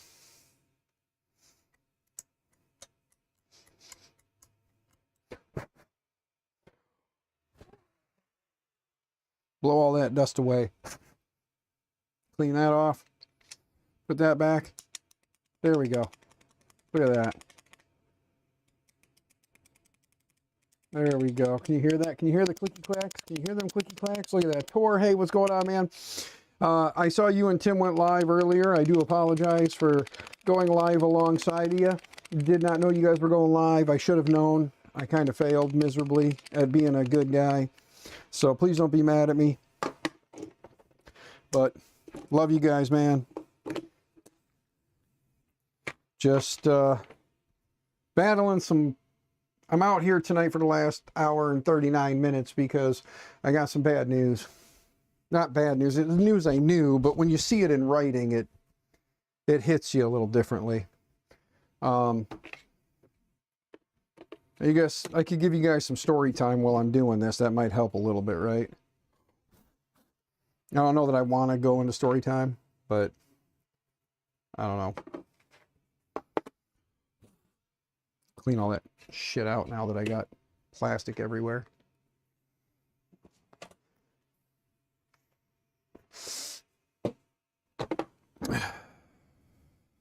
Leave that there for a moment. Let's get the fridge door back on. The mini fridge. There we go. Mini fridge. Bring that up. Lock all that down. And there we go. And then that will sit like that. And at some point we'll get the right foam stripping to put in there. But then we should be able to lift up on this. This will sit here, lift up on this, slides away, comes back and locks in place. And that'll lock the door. We just got to get the foam strip. There we go. You have it on both your Tridents, the fridge door? Yeah, yeah. Isn't it called the clicky clack on there? But the mini fridge on here for some reason, because that's what Voron Modder decided to name it, was the mini fridge. But we just got to get 4 screws that are long enough to go through with the nuts, and from the looks of it, yeah, we need to put these little captive fellas that go on the M3 nuts. Get these guys, slide them through and into place. So the cool part is we can at least dress this thing outside, start it, and then kind of go from there. Since my dumbass just tried to put one of them plastic ones in there. Same thing, yeah. Bluetooth tool head, best mod. Bluetooth tool head would be nice, Thorpe. Not even gonna lie.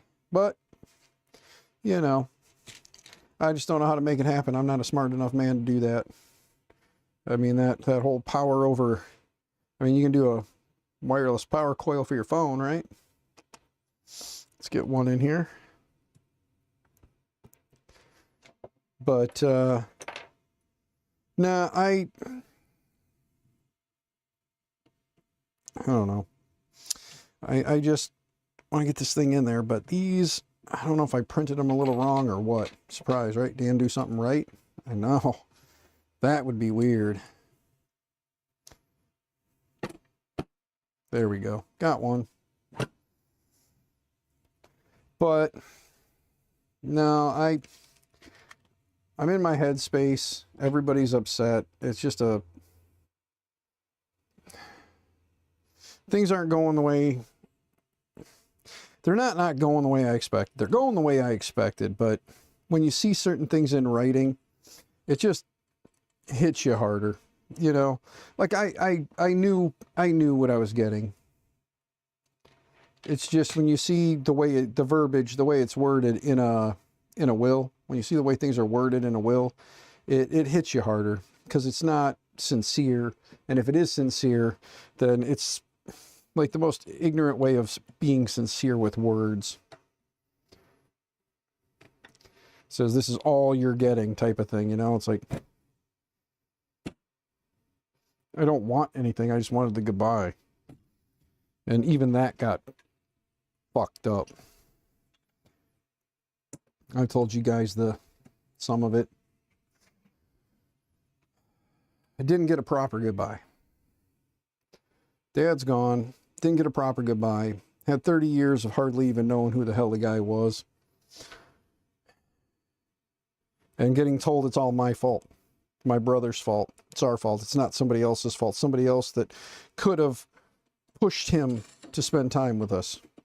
Someone who could have been there to be a better person than, you know, everybody else and make everybody make the right choice. But instead, you'd rather, you know, over his body, make ignorant ass fucking statements and treat me and my brothers and my sister like we're just money hungry, greedy pieces of shit. Fucking people, man, I swear. I'm sorry, guys. I'm in a mood.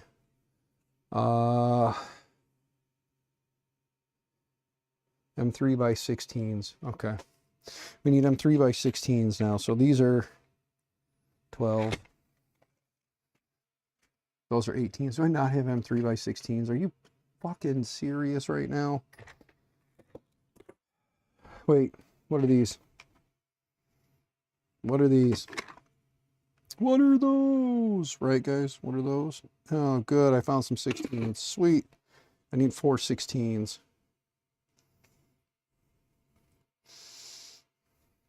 But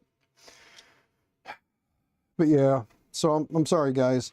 I got my dad's will today. I got the probate for his stuff. We got the paperwork today on his all of his stuff's going into probate, so we got to wait 6 months, which fine, whatever. Like I said, it wasn't about the money. It was about being able to say goodbye to the man. But he was laying there basically dying. All a certain person could do was just sit there and bitch and yell at us and blame us for the fact that for 30 years we hardly even got to know who the guy was. And when we wanted to be a part of his life, you just made us feel uncomfortable and like shit for it. And then you fucking turn around over his damn dying body and fucking yell and scream and holler at us and blame us for everything, and you're all pissed off because you're not getting anything from anything because you're not his wife. So you're not getting shit because you're not getting shit. You're pissed off and you're fucking lashing out like a spoiled fucking child. Ignorant ass fucking person. You kind of got what you deserved. You got how many houses, how much money, how much of everything you got, and we're the fucking bad people. These 16s are a little too short, so we're gonna go 18s. I know I got 18s for right now. We'll use 18s. If they don't hit right, we'll come back with 16s after we've pulled everything into place.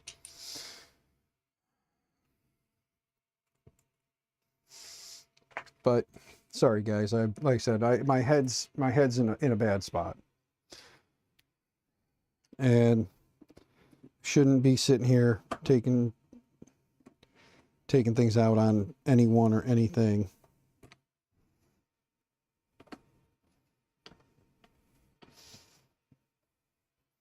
It's not my thought, my plan, my goal is not to try and take anything out on anyone, so apologies. Okay. If nothing else, I can take that drill bit and knock that down a little bit more, but yeah, that one definitely goes way farther through than it needs to. 18, what's that? That's 12. So that's the hell I am. Obviously 12 comes after whatever the hell that is. These 14s. 18, those 16. That's 12. That's 14. So he's got to be 16s. Double check myself. Yeah, lands at the 16. All right, back to the other bit. Cassell, thank you, good sir. I know. I remember you. You had a lot going on too, man. So you kind of had a similar ride, my man. So if you come on, grab the nut. God damn it, grab the nut. All right, we're just gonna take the drill and give it a little bit of an opening here. Find my hammer. Put this back. Grab this guy, I think. A little bit bigger. We just kind of want to widen out where the head of the screw is going to go. A little bit bigger yet. If it's a little bit wider than it needs to be, it's not going to hurt. There we go. That grabs just at the edge.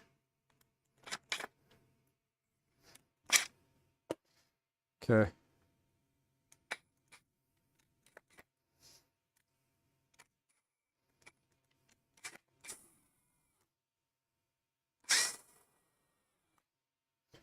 There. And then we just pushed all that shit into the hole. So let's grab this guy real quick. Push that out of the way. Clean that up. Clean all that out. Remember, run the drill backwards, not forwards, guys. Dumbass Dan was trying to run it forward again.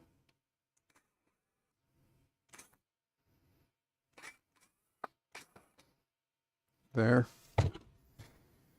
Run it backwards. Clean out your holes.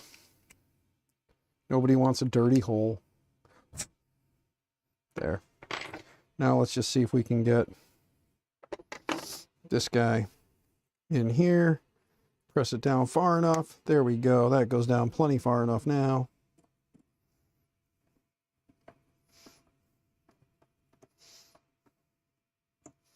There we go.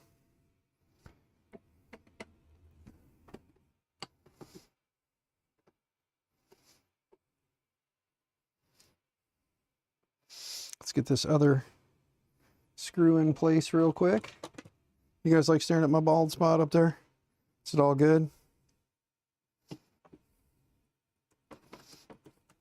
There we go. There's that. Now we can take this guy, remove this part, slide this over, open the door, slide that over, bring that up into place. Oh, hold on. Move these out. There we go.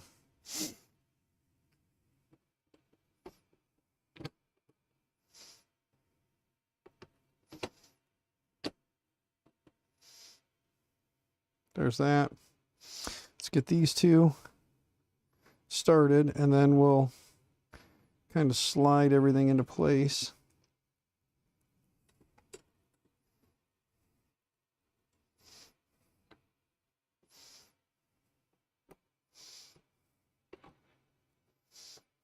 Okay. It's pretty good there. Now let's just see if what we did works.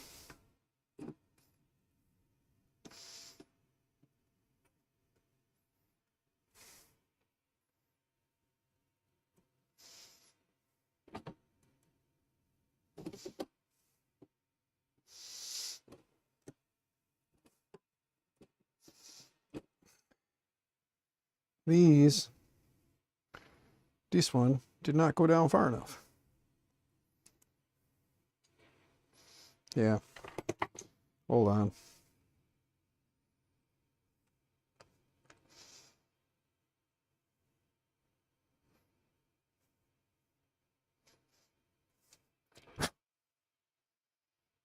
Okay. There we go. Now it goes in farther.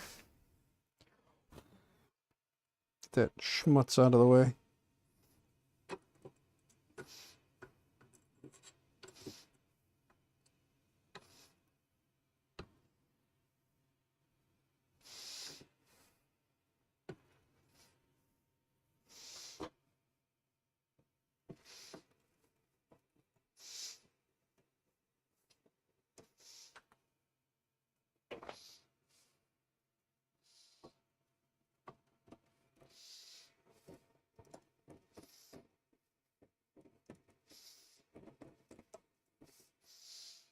Damn it.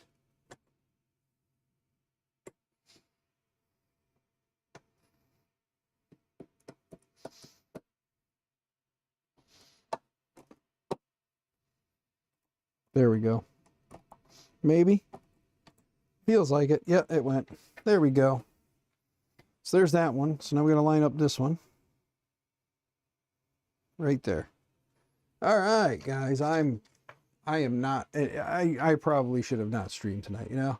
Hot water for your chickens froze, busted, so you have repairing plastic, LOL.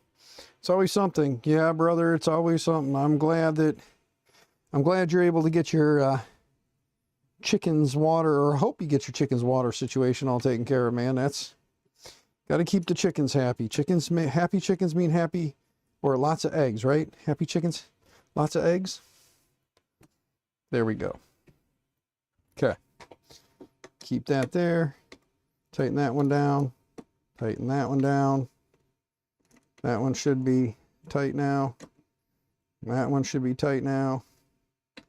There we go. Now, ta-da. However, it's a little too close, so we got to loosen this and take it back just a little bit. Take that one loose and move that back out a little bit. Same thing on this side. We'll loosen these a little bit and then pull that down so that it's got a little space in there. Tighten it back up. Tighten it back up. We don't want the plastics rubbing. We want to have a little air gap in there so you can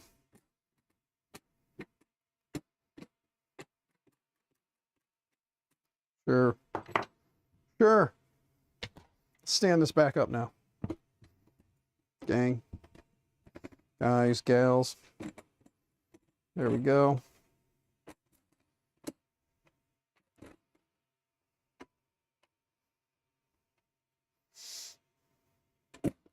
There. That locks. Look at that. There we go. Okay. There's that done. Got to put one more in here to put this corner piece on. This corner piece won't be going back on because we have the hinge. So, and might as well at least put the other corner piece on this one for now. And then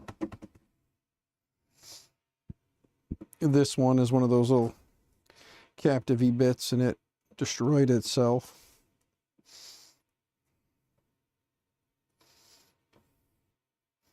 If we can get that back in the plastic, maybe, just maybe, we can still utilize it to hold it, because otherwise I'd have to take the whole frame apart to get that out of there. I don't want to take the whole frame apart to get that out of there.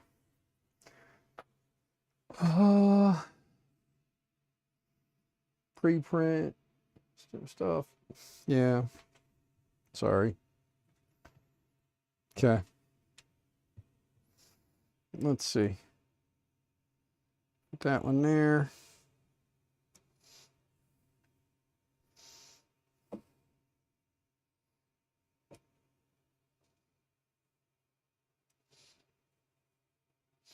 About like that. I don't have the foam strip. I'm gonna have to get foam strip. I know.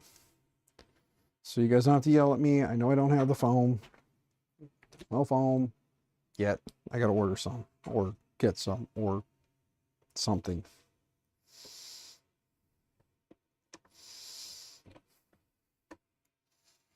There, it started. That one's at least biting good. This one's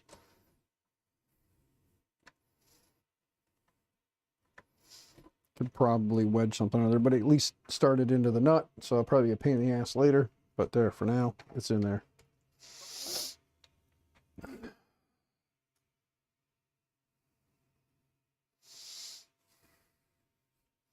Let's see. Put that there. Bring that back. Got to move this over a little bit. Not that far. There's that.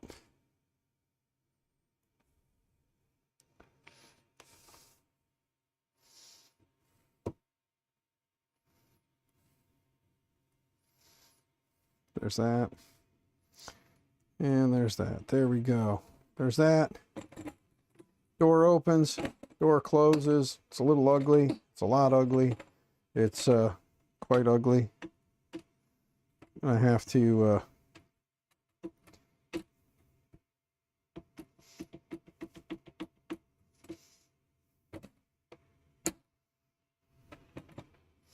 there. All right. It's on, it's on, it's on. Yay. Fire this thing up, I guess. Do some stuff with it. Let's see. These are all good. I got this one and this one won't be going back on because of where it's at.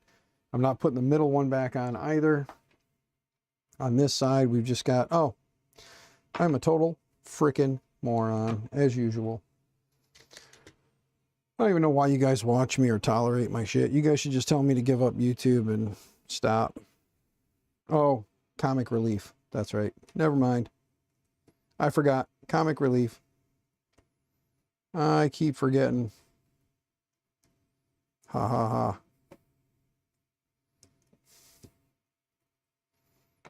Take that out the way.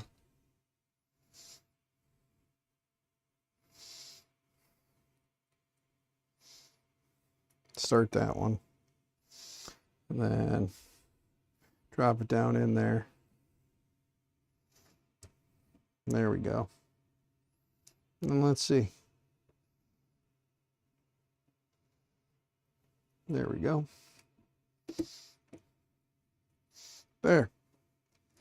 It's not going to block out all the air, but you know, it'll at least be enclosed. That'll help with some of the noise. And who knows, with the amount of air that still goes out of this, chamber temp won't really or shouldn't really be an issue.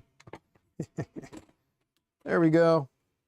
All right, and then we can always just do, oh, not with that top piece on, we can't. It's all right, we can set the door open for now.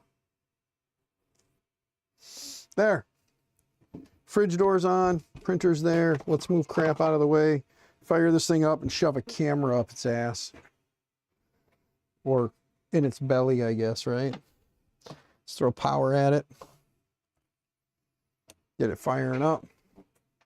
Keep falling over my damn chair. Let's get all these screws put back. 6s, 8s, 10s. There's the 12s. I'll clean up everything someday. Not gonna lie, ADHD. I'll clean it up someday. There. It's all that out the way. Let's move all this up out of the way. Throw that there. Grab this guy down now. Drive you guys a little seasick, huh? There we go.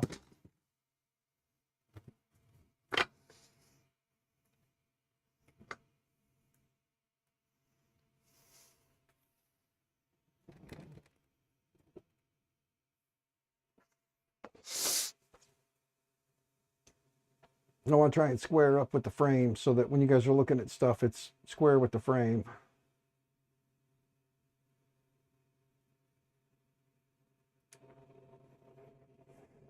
There you go. Yay. Dirty Dan turned to Vicious Dan. Yeah, JPP, like I said, guys, my head's in a bad place. I shouldn't be streaming tonight. I know I say that periodically, but unless you've been in my situation with the situation, it's not something I think everybody will understand.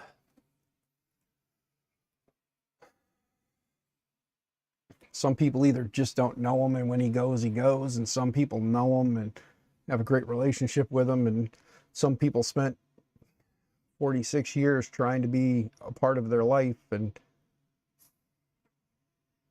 they found every excuse to push you out, and then in the end, you thought you were getting that goodbye, and it turned into somebody else's fucking pity party.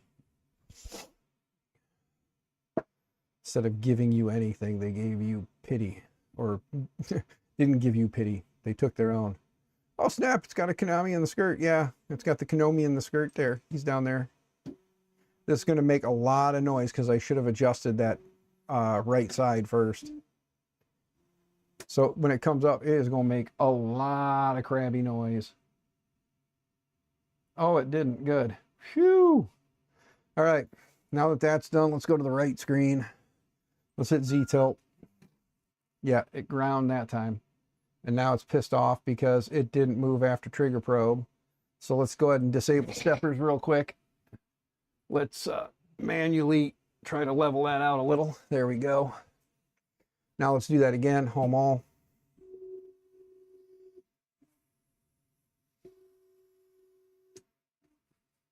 I gotta figure out where the hell that's at in the damn homing script and tell it to quit doing that. Just find a standard homing script so it quits dropping every damn time. Anyway, Z-tilt. There we go. Let's go back here. It's got the cartographer on there for anybody who wasn't here the last two streams. It's got a cartographer on it. It's not using tap. We can set up tap later. I realize I probably should use tap considering it'll make it easier to do the offset. But there we go. It did one full probe pass and was already within tolerance after it did the Z-tilt. So there's that. Let's go ahead and heat this thing up real quick. Let's make sure it heats up. Nozzle, we'll do 150. And then the bed, we'll do 60. I'm going to turn down the power of the fan too. That part cooling fan gets insanely... Like, look how fast this thing heats up, guys. Look at that. Look how fast this thing heats that hot end. The thing is freaking insane. I don't know which Fadus hot end this thing has on it. But we're only going to 150, and it's now up in 151, 149. Look at that. It just... So we're going to turn down that cooling a little bit. Beacon does it after at home. So yeah, it does the tap because it'll come down and it registers when the nozzle touches to help with the probe offset. I believe it auto calculates probe offset by doing a tap and then a scan or something, Thorpe. That's why I did it.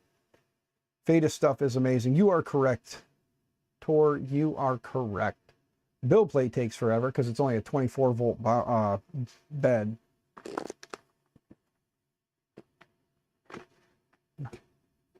.5 end coat nozzles, yeah.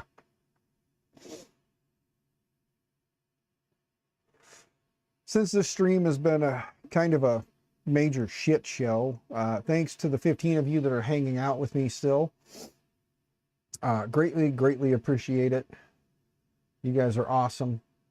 Yeah, I think they said like 150 is where you want to keep the hot end when probing and doing stuff. And since we're going to do a height map next, I wanted to get everything kind of up to temp. For me, I'm kind of I like to do all my probing and stuff. Captain Kern says to check my Discord. Well, give me a second to come back here real quick. And let me see if I got Discord open. I do.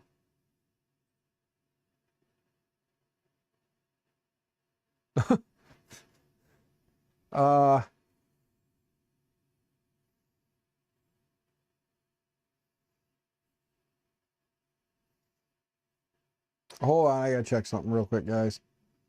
Dude, brother, thank you. That's all I'm gonna say is just thank you. And I do hope that everybody checks out your birthday bash. Thank you, brother. Greatly appreciate.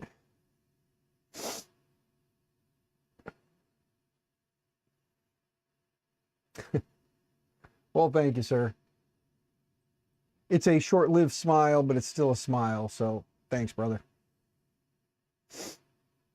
Let's see, are we almost up to temp on the build plate yet?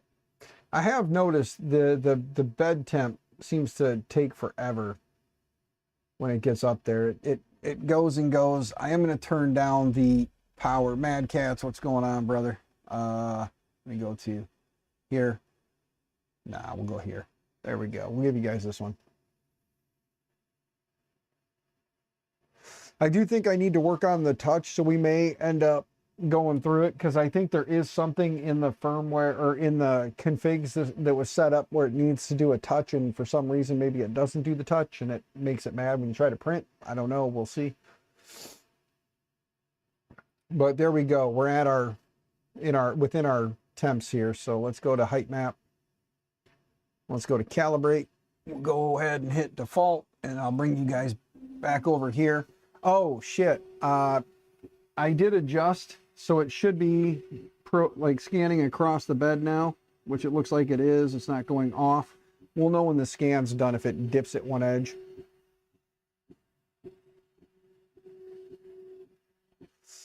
But I did find my maxes and my mins last night at the very end of the stream. I did find my maxes and mins. I told it to do a 50 by 50, just goofing around. I forgot to put that back to 30 by 30. So it goes 25 in each direction and then goes back and then comes back again. So, but at least doing that scan at 50 by 50 is still faster than doing a, you know, BL Touch or any other type of probe. So Cartographer, although you get a bad rap for being a pretty much clone of something else, there we go. We got a 151 range. So could be better. You guys don't see that, but now you do. Could be better. Looking at it, it is definitely looks like, oddly enough, let me zoom this out here real quick. Yeah, it looks like maybe it is still going a little too far on this side. It's all right, though. It's not super terrible. It does drop a bit in this back corner here. That's where my big issue lies, is that back corner. Because here's my Y, here's my Z, here's my 0. Actually, let me do this the right way.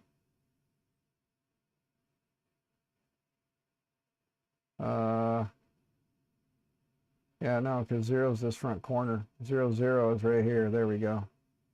So yeah, it's that back right corner that dips a bit. Yeah. Let me go look at that stupid flipping homing script. Macros. Let's figure out where the hell the... Oh, yeah. I don't want to play with that for a minute. Hold on.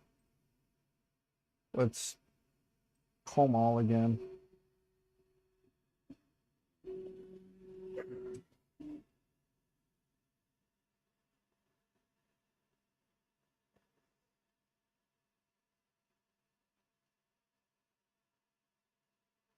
Your 4 takes 14 minutes to do a 9x9. Yeah. See, that thing did a 50 by 50 in less than a minute. Could go crazy until it's do 100 by 100 on that tiny ass bed. You know? But, all right. Save config. We did a bed mesh. Let's save that. Let's see something. Let's close the door. Okay. It's definitely quieter, but not much. That fan is definitely loud on that tool head, and it cools down pretty quick. I'm not exactly sure. I told it to save. I don't know why it's now raising the temperature of the target to 150 again, but there we go. And now it saves and shuts down and comes back up. There you go. We're at 100 Canadian at the moment. Yeah, the beacon is still quite a bit high priced for a probe. On something this small, the only reason the Cartographer is on there is because the Cartographer came with the printer. I probably wouldn't have done a Cartographer or a beacon on something this small. But that is, again, just me.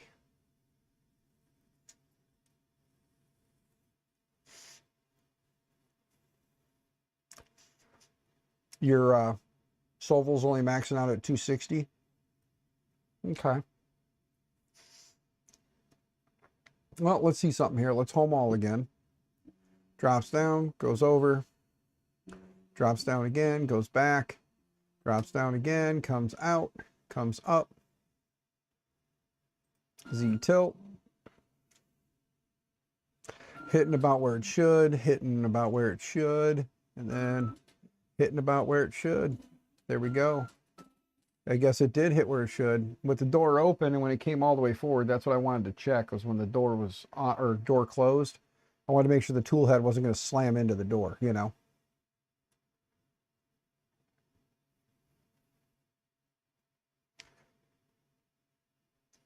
Yeah, if it was a 250 or higher, I could see doing like a beacon or a cartographer. The only reason, like I said, the cartographer's on there is because it was on there. If it wasn't on there, it wouldn't be on there. I would just do a standard, you know, some kind of a standard probe and be done with it. Because realistically, for as small as that bed is, short of doing the Z tilt and having it check the 3 points, it should be good. And even looking at it when we did our little height map here, you know, even when we did this little height map, I mean, that right there, the little one, the little, you know, you got a 0.2 layer height. You're less than you're less than a layer. You're almost a full layer off across. So it could be a little bit of a pain in the ass, but you know, it's good. Let's go down here. Now let's go into the macros. Z-lock enables all 3 steppers. Z1 or Z1, Z2. Then you got your homing. If XYZ not in printer.toolhead.home axis percent G28, and if, then you go to start print, does the extruder, does the chamber, toolhead max floats, then it does the CG29, which is a full home of X, Y, and Z. G90 is absolute. Clear the bed mesh. Heating to target temp. Target display heat soak. Target chamber. Set display heating bed. We don't need any of these messages for the display because it's not like it's going to display those on the Konami. So it's not like it needs any of those messages. I don't know. I mean, granted, short of the fact that this does have Mr. Notify on it, which sends alerts to Mobile Raker. Because like Mobile Raker just told me that Pandora's box is currently in standby. So every time something happens, it does that. But yeah. So then it's got the heat soak for 5 minutes display, which means it waits 5 minutes for the bed to stabilize. So that means the next time I go to start a print, I need to wait for 5 minutes before the print will start. Then you've got your display message, Z tilt adjust. And then we've got bed mesh. So realistically, if I load some filament, start a print, it should wait 5 minutes and then start printing. Oh, look, printer goes burr. End print. Scroll down here. Here's pause, resume, cancel, load filament, speed test. You guys want to see me run the speed test macro? You guys want to see me run the speed test macro? I will. I'll run it again. I ran it once. It was pretty cool. And then we've got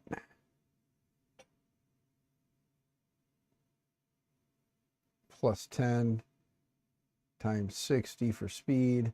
So like right here, go to starting position and it says go G0 X min Y min Z bound +10. AH6 says 10 minutes or 29 minutes. Sorry. That is one I printed. Damn, JPP. You guys are chatting it up. Thanks for keeping yourselves preoccupied while I sit here and look through stuff.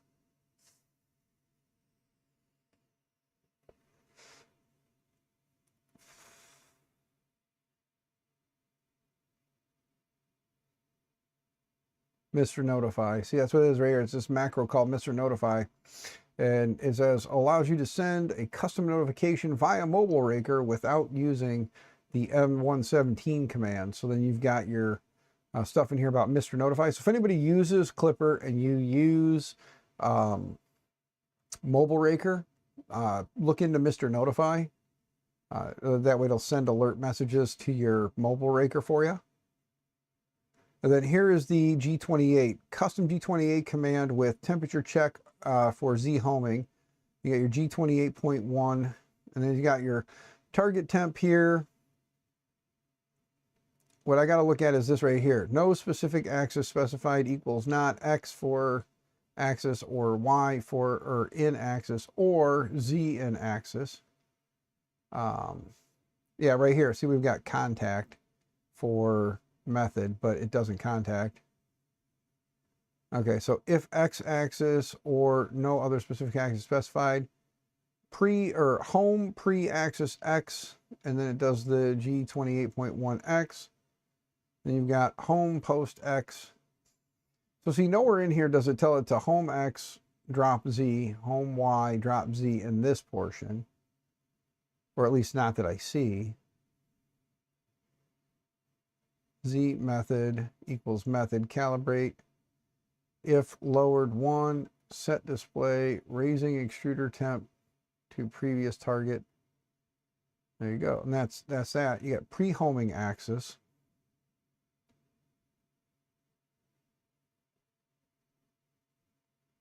You forgot the 0.16 that you did as a 0.2. Oh, never mind. Still a solid test print though. Yeah. All right. Well, I'm not. Let's get rid of that. Let's see something here. K shake tune. Oh, the only other thing I got to look at is we already got an update for Moonraker. Shake Tune has an update. Crow's Nest has an update. I'm not going to play with the updates just yet. What I want to do is I want to go back to the dashboard. I'm going to scroll down and help me out, guys. Input Shaper. How do I start Input Shaper? Because there is no Input Shaper macro in here. I want to see if this does have the, if it sees the probe to, or the ADXL that's built, is supposed to be built into the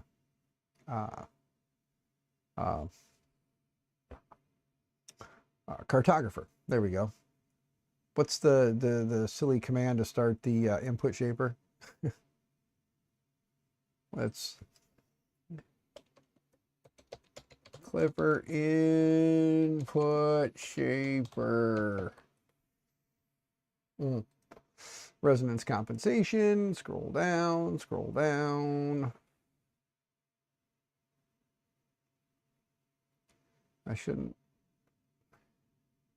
don't want pressure advance. I just want to run the hot end. I just want to run.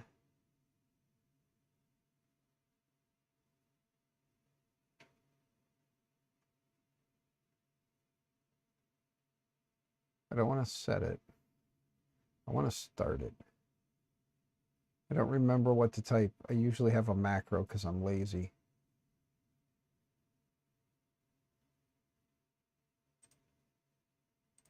Measuring resonance. Go to the right, click the right thing first, huh? There's all that. That's not what I want. I want to measure it. What do I type? Where is it? Okay, we already have all that part done, or should be done.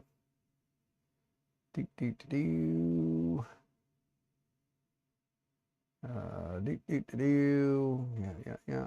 Come on down. Measuring resonance. Test resonance, huh? That's really all I gotta type is test resonance. I don't think I have to do X and Y. I think for both I can just type test resonance and it should do both. So let's go over to Pandora. Let's right click, let's paste, and let's hit enter. No, missing axis. Okay. So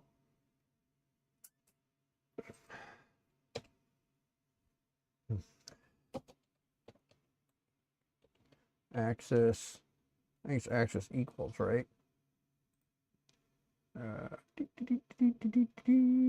Yep, axis equals. Okay.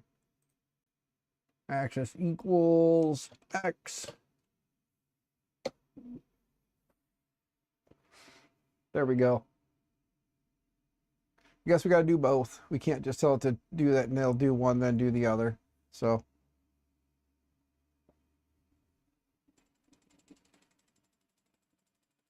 It's going.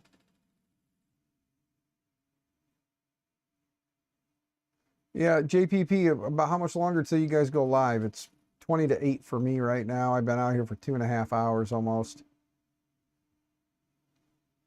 Now it's getting up into the higher speeds.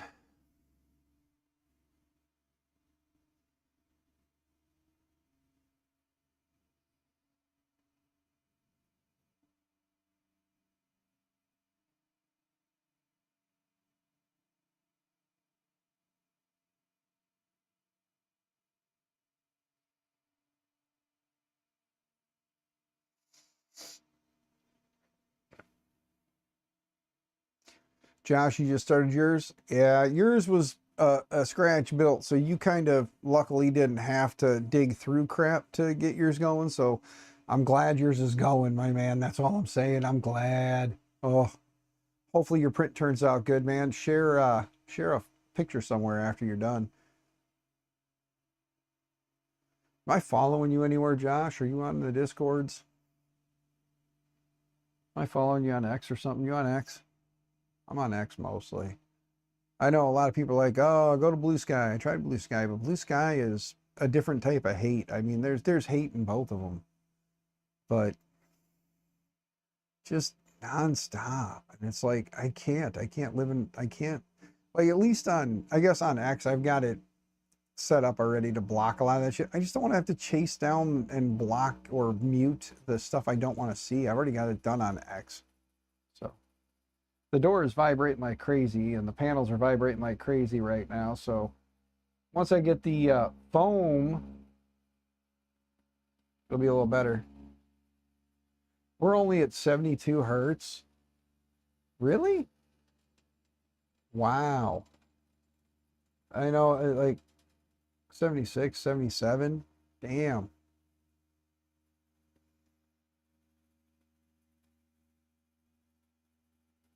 Oh, yours came dropped. That's right. You had to do stuff too. So sorry. Yeah, yours wasn't a scratch build. Sorry, brother. Sorry, man. But I'm glad yours is printing a file. I'm gonna probably do the input shaper and then I'll throw a print at mine and let it do its 5-minute heat soak. And then we'll see if something prints in 5 minutes. Once it's done with input shaper, of course. Oh, I just realized it'll get done and it'll tell me and then we'll have to change something and then we'll have to do the next one and change something and wow, is that getting loud. Hey, wow. Can you guys hear that in the background? You hear that loud ass hum? We're only at 104 hertz. I don't know where it cuts off. Was it 125?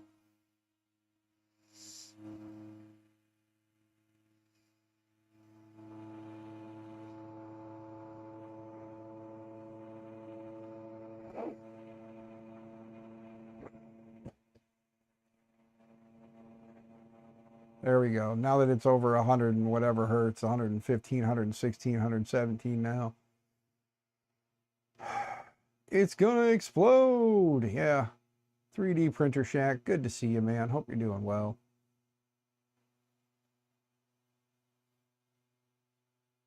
Yeah.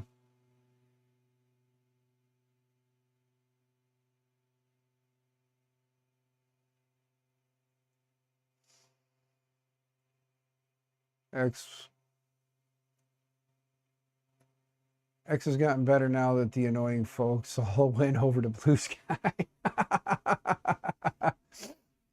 Shane, I know what you're saying, brother. I know what you're saying. A lot of people are so full of hate these days. Like, I don't care which side of the political spectrum you're on. I float in the middle, and I like the people that can float in the middle. You know? It's just so hard when every day somebody's threatening someone, somebody's saying someone needs to die, somebody should blow this up, blow that up, do this, do that. It's like, why?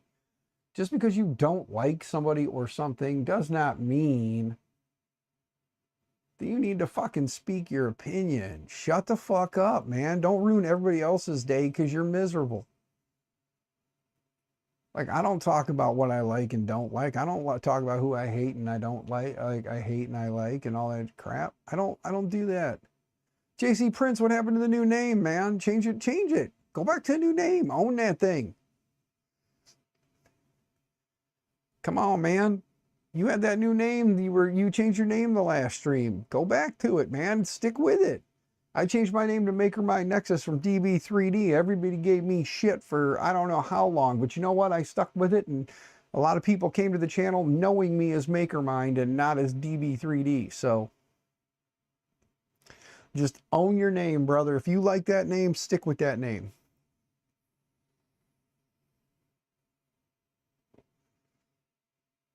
Captain, I'm with you, brother. You know, it is what it is. There's stupid on both sides, and if you can't see it and make fun of it, well, too bad for you.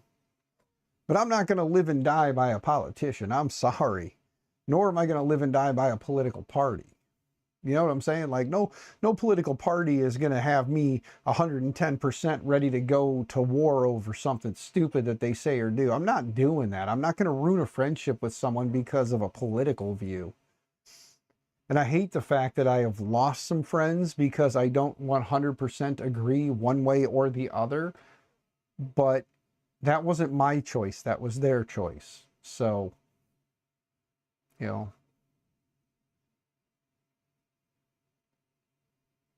Oh, okay. All right, JC. Hey, that's fine, brother. You enjoy your name, little man. Do your thing. And by the way, guys, go give JC Prince a follow over on or give him a sub here on YouTube. He's trying to get his channel up there. Trying to get to at least 50 so he can do some live streams. Heads up, he is a 13-year-old boy, so he is, you know, kind of new into everything and he's learning everything, and guidance is a wonderful thing. So when you go to his channel, remember you're there to help him and guide him into making better content. We don't want to distract him or derail anything. You know what I mean?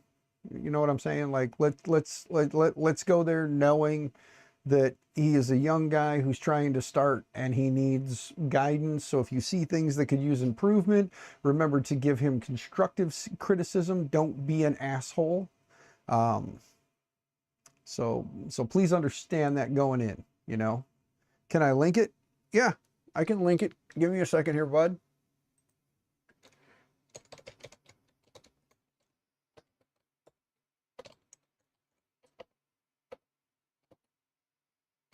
There you go. If everybody would, please just go give him a sub. And like I said, constructive criticism, help him grow the channel, help him make it better. Don't go in there and just be a dick, you know. You can be a dick to me all you want. I don't care. See, this is the problem. I need to get a better input shaping macro because now I got to go pull the stupid file and look at it. All right. Well, let's run the test for Y now, and then we'll pull the X and Y maps and go from there. Let's see how loud Y gets, shall we? There we go. We're doing resonance tuning on Y now. 26 subs. He's almost there, guys. He's over halfway there now. So once he gets to 50, he can do some live streams and show off his 3D printers. And guys, just so you know, like he's got some older 3D printers, so he's living by that 3D printer rehab idea, like taking old printers, keeping them going, keeping them running, keeping them doing stuff. You guys hear the door? It's moving back and forth, so the door is just chattering like crazy now. Instead of going side to side, since it's going this way, the door is like going back and forth. But he's got some old printers and he is keeping those things alive, keeping them printing. He's getting good color. He's getting good prints off of them too. So, you know, kudos there. And maybe one day, you know, we'll be able to, as a community, we'll be able to get together and get this guy, you know, a little something a little newer, a little faster. Hopefully when we do, that doesn't mean he gets rid of the old printers. Keep them running, keep them alive. And if you ever decide to get rid of them, if you're not going to sell them and make a little money, remember, you know, try to pay it forward, man, you know. So, but yeah, once this thing's done with Input Shaper, we'll pull the maps, get the numbers, and then go adjust the input shaping, Input Shaper. We'll adjust the numbers, and then I'll reload the filament. We'll throw a file at it, and I guess we'll see what happens. You know, I'm not going to necessarily throw a file at it now that I think about it. I might just see what he had on there and see if he's got something small and fast and print that.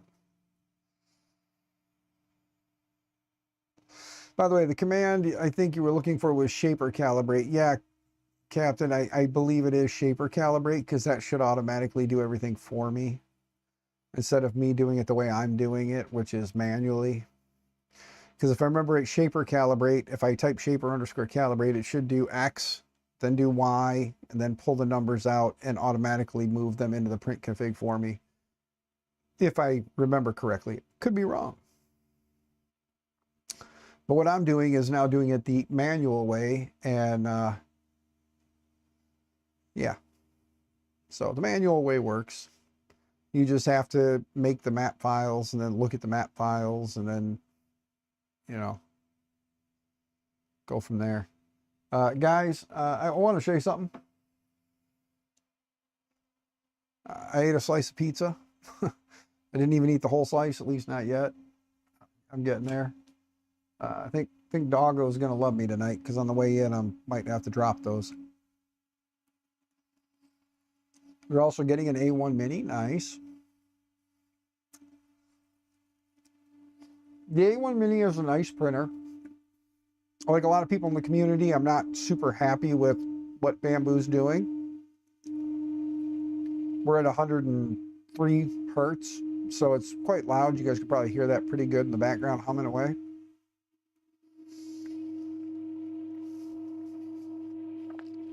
Captain, I'm Italian, and I'm the honest Italian you meet, because I think everything belongs on pizza. Taco pizza. Love me some taco pizza. When I was younger, I used to eat pineapple, tomato, garlic, black olive, and ham, not Canadian bacon.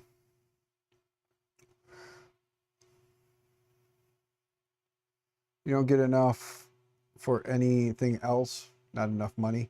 Well, JC, I don't know if you noticed, but the new Elegoo, you can get the Centauri, not the Centauri Carbon, but you get the Centauri for 199 bucks right now. It's got a bigger build volume. It's Core XY printer, and prints pretty fast, you know. You worked at Domino's. You made breakfast pizzas. Nice. Yeah, breakfast pizzas are all good too. There we go. Both of those are done. Let me go back here to the little resonance guy. Let's jump back over here to the right screen for anybody who's never done the manual getting the files. You can just copy this guy here, and then you got to log into the device, and then you got to kind of get these guys. It'll generate your X and Y's, and then it moves them into the temp, and then you got to pull those down and look at them. You know what? Let's try something real quick here. Rather than do that, because I don't want to log into it if I don't have to. Let's look up shaper underscore calibrate. There we go. We're just going to run shaper calibrate. You want multicolor. Yeah, and at some point, Elegoo will be coming out with some kind of a color changing device, a multi-material device of some sort. So you can start with the printer at $199, start printing some little files that you're good to print and sell, make a little bit of cash, and then when their AMS, whenever their AMS device comes out, you can take that money you're saving up from selling just one-off, or not one-off, but selling your single color prints. I mean, you're 13, man, like at school. Make sure you do it the right way. I'm going to tell you right now, do it the right way. Get on, you know. What slicer do you use? I use Orca. Yeah, I like Orca slicer myself. But here's what I'm going to tell you, JC. Are you ready? I, as the tech guy and also the big 3D printing guy, have students that come into my office every single day wanting to know when I'm bringing another 3D printer in because they want me to print them things. They're offering to pay me money. As a staff member, I don't feel that's right. So when I print them stuff, I just print it and give it to them. I have some staff members that use 3D printing as an incentive in class. Oh, do they use? Yeah, they use a reskinned Orca slicer. But if you look, the new Centauri Willow creates. She just went and basically sat there and created an Orca slicer profile, so you don't have to use their slicer. She put it up on her GitHub, I believe. So your AFK printer, all right, 3D PS. But no, you can use Orca, or you can use theirs. It's just a reskinned Orca. But what I was saying is I've got students that'll come in and ask to buy stuff from me. I've got teachers now that use they have their classroom currency that they use for good behavior, good grades, things like that. And they'll 3D print a bunch of stuff because I've given 6th grade teachers 3D printers because they're very interested. And they've been using it as an incentive program. What you could be doing, man, is get on printables, things, whatever. Find files that are, you can sell, that tells you right in the license that you can sell them. Download those files, print those things, take them to school, show them off, and then start selling them for $5 or $10 a piece. As a student, I would tell you to do that, because a student selling to students, as long as you don't get in trouble with anybody, you're not hurting anybody, and you're selling things that are school appropriate. That's the other big thing. Make sure it's school appropriate. You can make $5-10 on your 3D printed, like the little fidget cubes, those little infinity cubes.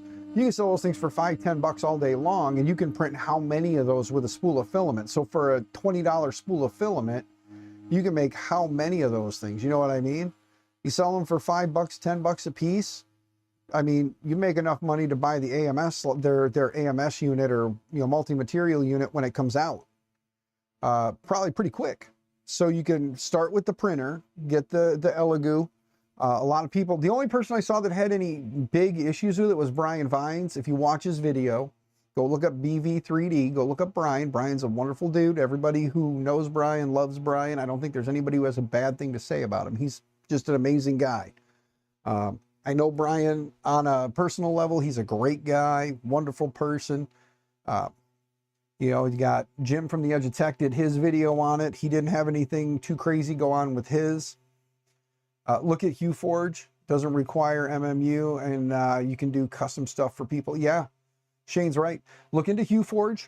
As a student, as a young guy, as a student, if you even email HueForge and just let them know your current situation, you're a 13-year-old who's starting to build a YouTube channel, you've got a couple of older 3D printers, and you're looking to kind of expand on what you can do. And maybe as you're able to do live streams, you'll want to be able to do content. You may be able to get HueForge to, not necessarily sponsor you, but HueForge might be willing to work with you. Let's put it that way. So if it's something you're interested in, look into HueForge more, I don't know, JC. Nobody has said anything. Elegoo's not talking about it right now. And the nice part about the HueForge, though, like Shane was saying, you don't need any kind of a multi-material or MMU unit. All you've got to do is just be available for your color changes and know that each layer prints the color till it needs to make the switch. And then you just manually change out your color, purge a little out, and then it'll start printing the next color. And it prints the layers in those colors. So as it prints, you're getting those colors, only having to change it just for the color change. So you can do HueForge with a printer with a single tool head. You make custom 3D printed pictures and stuff for people. It's really sweet. AMS will be available sooner rather than later. Yeah, that was the answer. Sooner rather than later. So it could be June. It could be December. It could be June of next year. We don't really know. Hopefully they don't do like AnyCubic did. And, or not AnyCubic, who was it? what's the Anchor, right? Wasn't it Anchor Make that backpedaled on theirs? They said they were going to have a 6-color, and then they backpedaled on it and then just dropped it all together.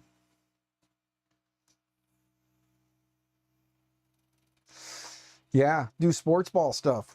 Like Shane's saying, you could take pictures and make your own custom files.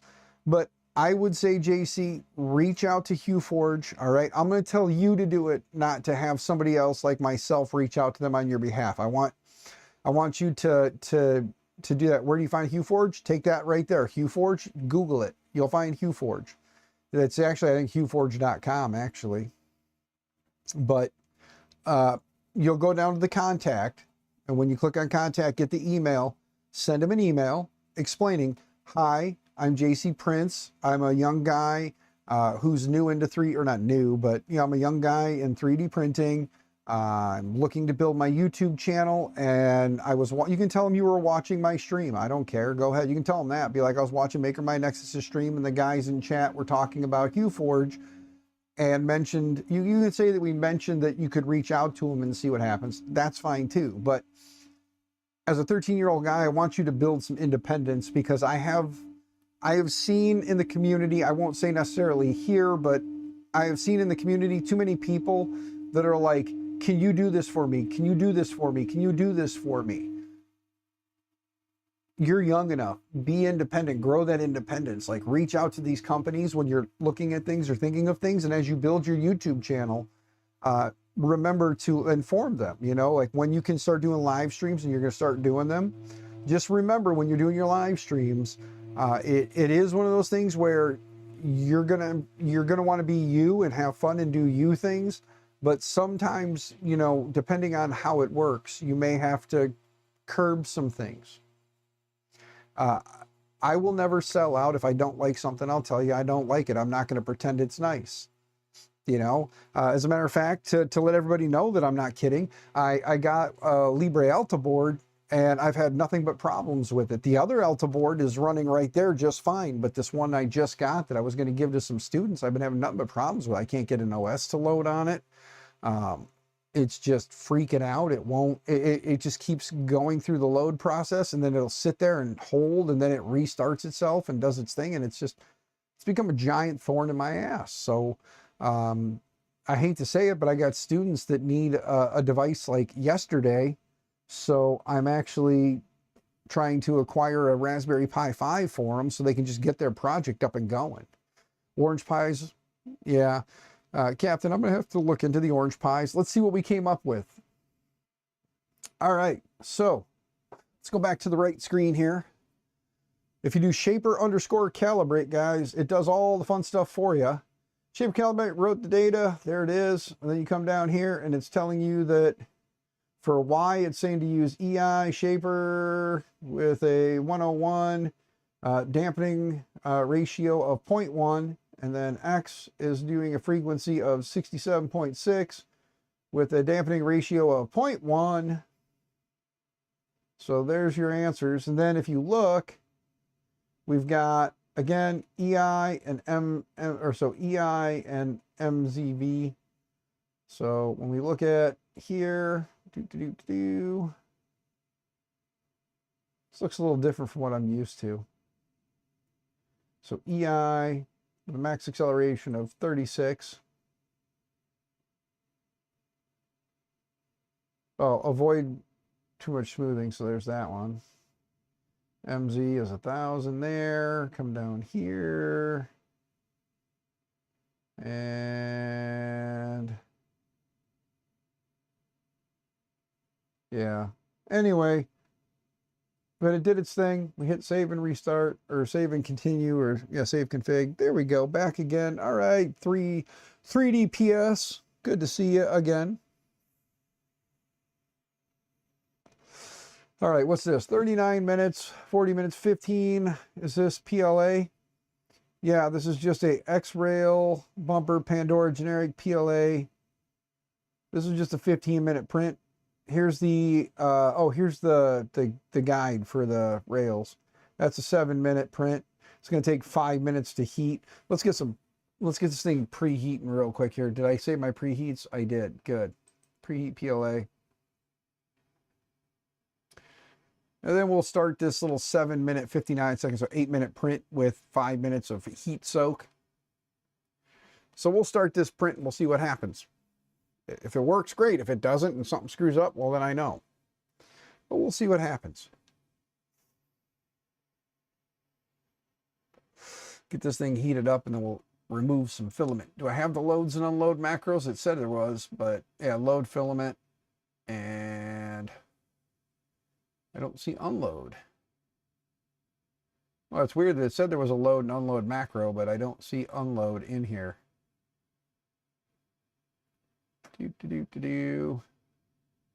That's all right. We can get it out of there.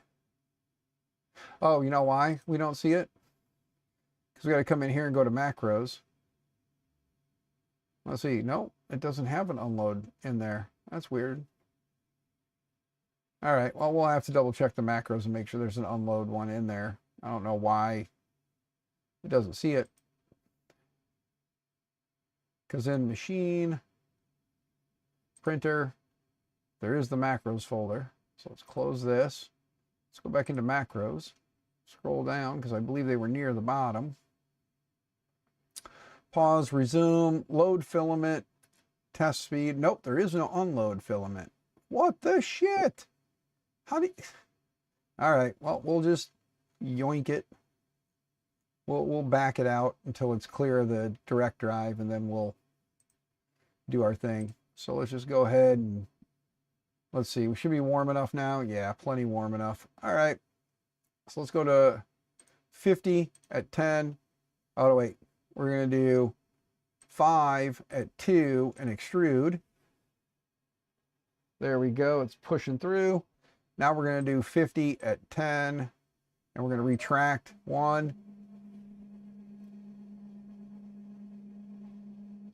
2.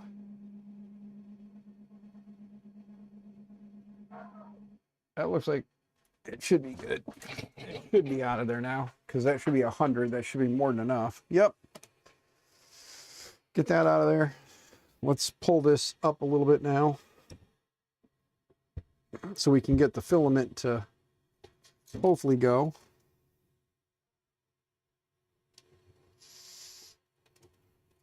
Since I have the LGX on here, it has the lovely little lever. I can unlock it and push the filament through manually. So let's unlock it.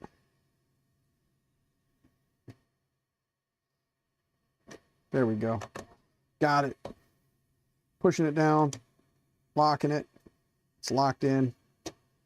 There we go. Close the door. Oh, let's clear the build plate real quick. There's that. Let's wipe the build plate off real quick. Let's grab some IPA. I got around here somewhere microfiber.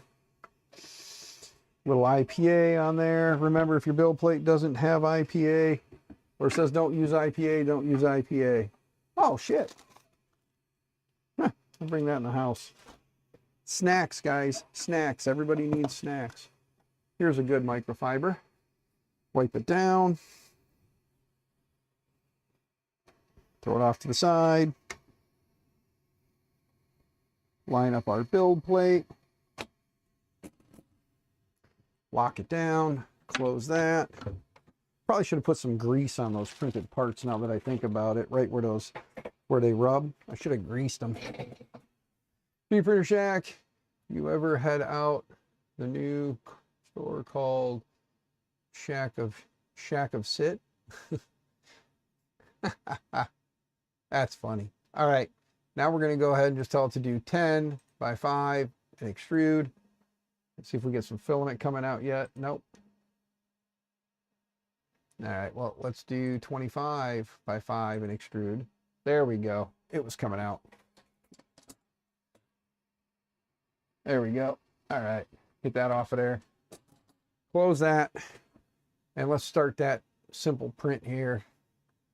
All right. Rail, X-rail, bumper, da-da-da. Click it, print it. And there we go. It's homing. And let's go back to this guy real quick here. Let me turn this a little bit more.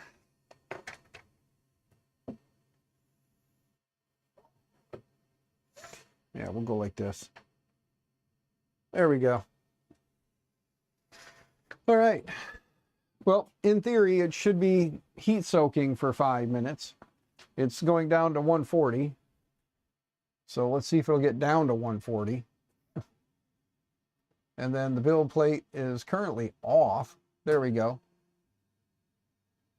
That's weird. The build plate's off, but whatever.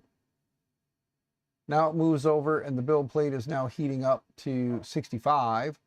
The nozzle is now off and cooling. So that start macro is a little annoying. I'll have to just start changing out the macros for start print and all that. Just sent an email. Can you check over my email before you send it to him? Okay. Let me see here. Let me take a peek. All right, let's take a look.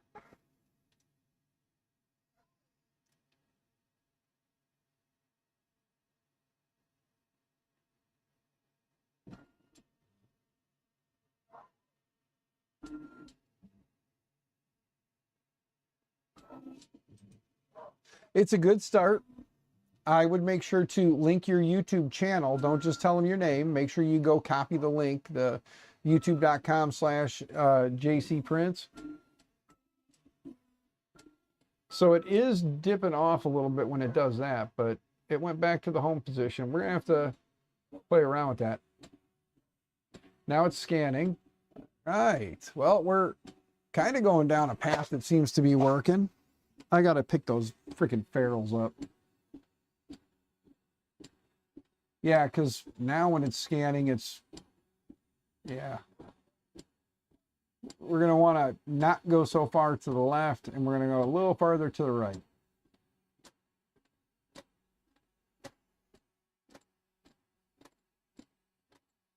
Now it's coming back. I am going to need to get that foam. I need to get like the thinnest freaking foam stripping. These panels rattling is annoying. And this front panel, I got to put something down inside to keep it all together. Keep it under cup. There we go. That's done. Let me close this and let's see what happens here. We didn't adjust the Z offset now that I think about it, guys. We may have to play around. Okay, so it says PLA, but it's kicking up to 130 or 230 for the hot end. So I have to kick that down a little bit. We're gonna have to get ready to adjust the Z offset a little bit here. So I'm gonna get ready. Because I forgot we didn't play around with Z offset. So it might be high, it might be low. If it starts grinding into that build plate, that's not gonna be good. We didn't do any Z offset calibrating. Whoopsie. The tolerance, oddly enough, the tolerance this time says that it was on that. Oop. Too high. Way too high. All right. Well, let's do offset and move it down. Which I believe.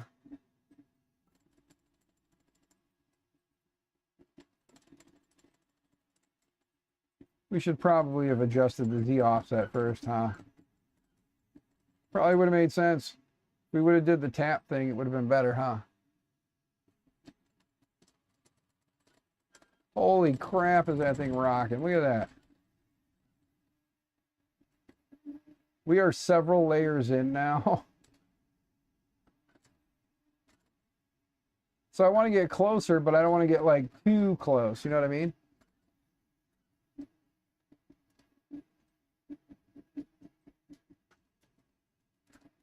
Let's go ahead and cancel that print real quick.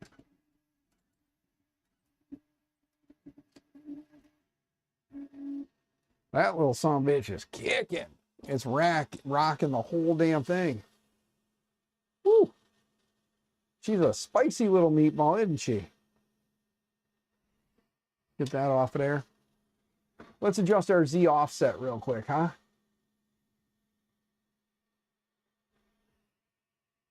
So let's stop it.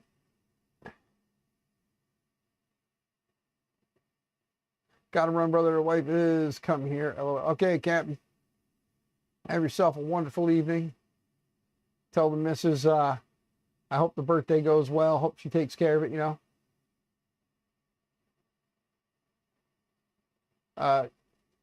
JC, to answer that question to that second email, the answer is I don't do that. All right.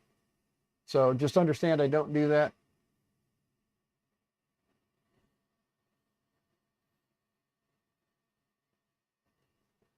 Why is it not canceling the job? Extruder temp too low. Yeah, no kidding. Extruder temp is too low. I don't need the extruder temp to be anything. Oh, it's going low. There we go.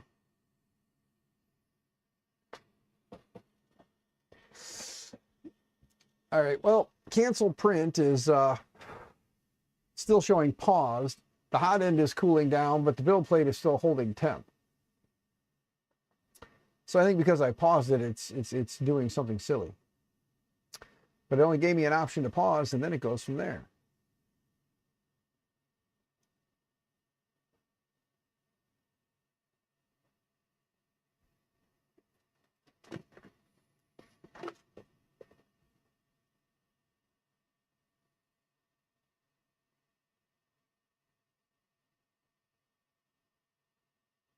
All right.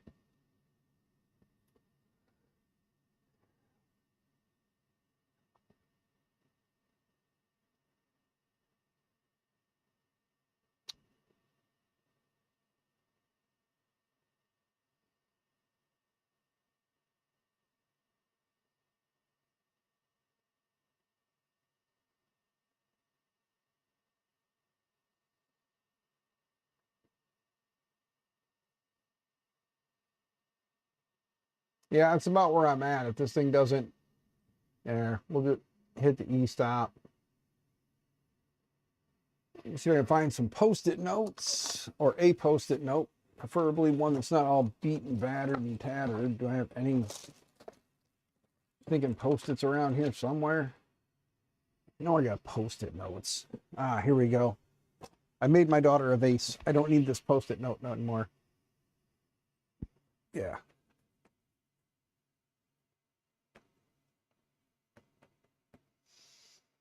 There we go. All right. Home all.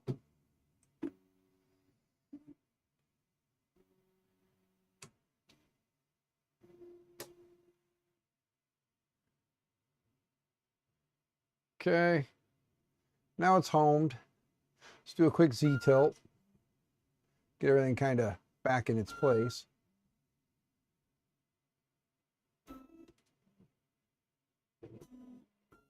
Hey, look at that. It only took one time around, and now it's just doing a quick scan, and there we go.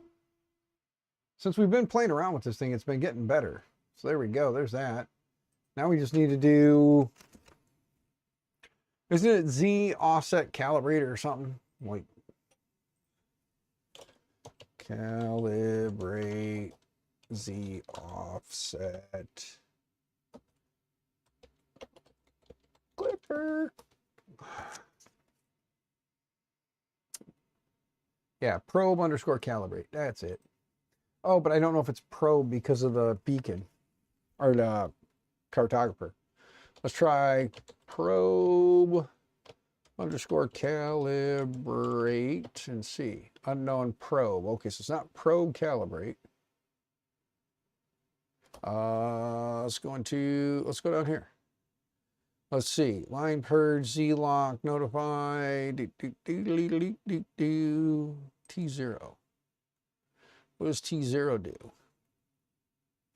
Extruder already active. Okay, so that's not it. Shitballs. Let's take a look and see what we configure. Cartographer.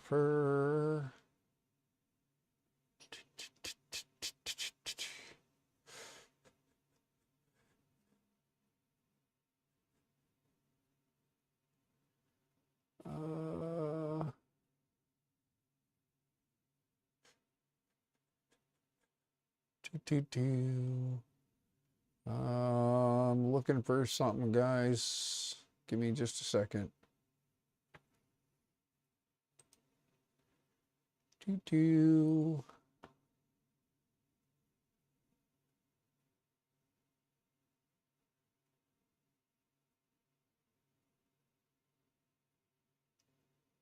All right.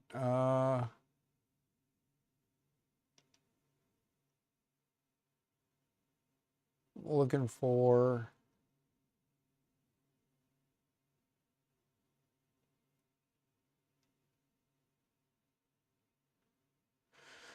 Cartographer.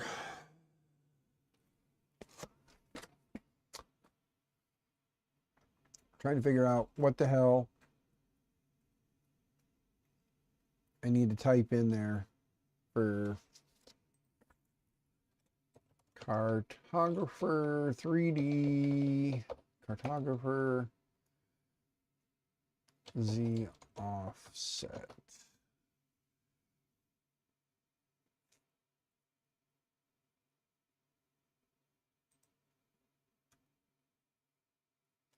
Scanner underscore touch underscore Z underscore offset scanner touch. That's it. Oh, Cartographer touch. Okay. Let's see if that works. Let's close this. Let's go back up. Go back here. Let's type in Cartographer underscore touch. Cartographer underscore touch. Nope. Did I type it wrong? Maybe I don't have touch configured and that was part of my issue. Let's see. Yep, nope. Cartographer underscore touch is not a thing. All right.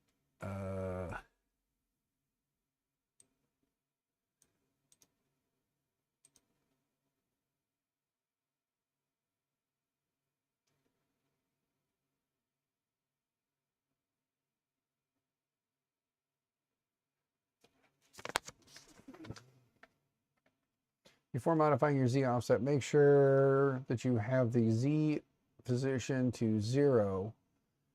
Okay, so they're just telling me basically run this thing to 0 and then do it from there.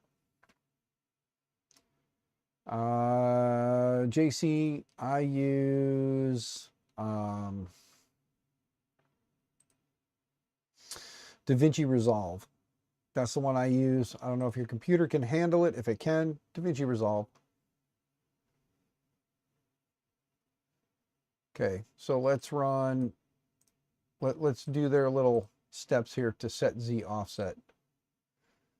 Let's go back here to the right screen. Tells you the first thing to do is run your Z to 0. So there we go. My Z at 0 has got a lot of gap there. Now to adjust our offset, we want to go negative.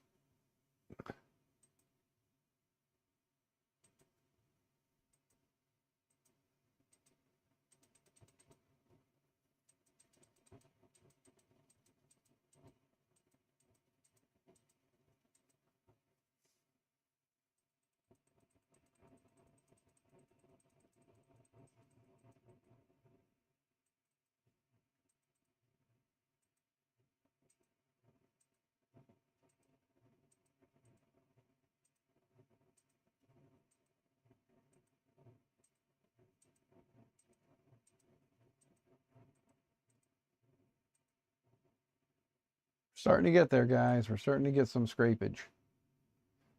There's pretty good. There we go. That's it right there. That's the sweet spot. Save it. Save config. There we go. All right. Z offset. Cartographer model offset has been updated. Now we have an issue. Internal error during connect. Cartographer model convergence error. What the does that mean? Restart firmware. Let's see if we restart. It'd be wonderful to find out that, you know. All right. So let's Google this. See what the hell that means. Suddenly an internal error. Troubleshooting. The MCU is too busy, freezes.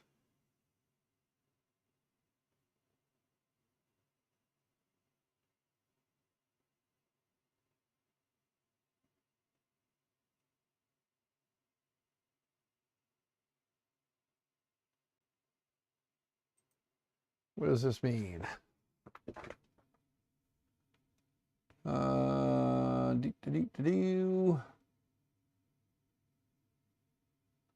This is in the Python script for the Cartographer.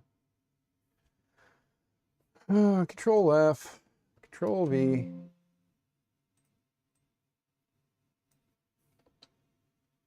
Okay. Only finds it once. What are we doing here? Distance to frequency raw. So does that mean...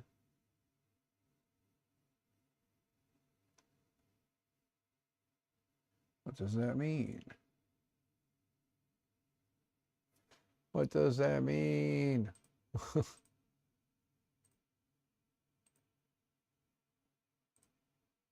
What's this guy got going on here?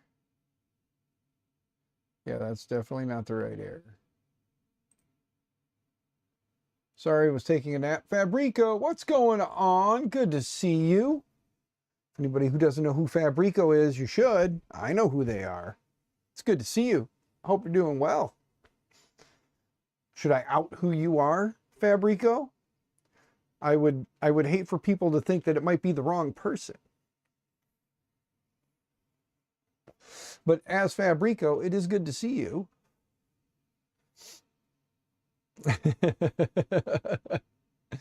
I always like to keep people...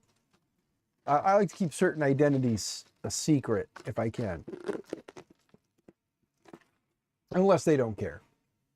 If they like to live in anonymity, I'll let them live in anonymity.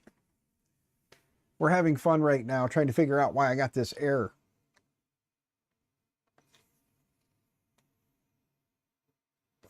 And because I set my offset, I ended up with this error. My offset went really, really high. So I'm wondering if, let me scroll down to the bottom here. There's my input shaper. There's bed mesh. Look at that 50 by 50 grid for a bed mesh. It's crazy. Model offset. There's your model offset right there. Oh, I think, let me take a look here.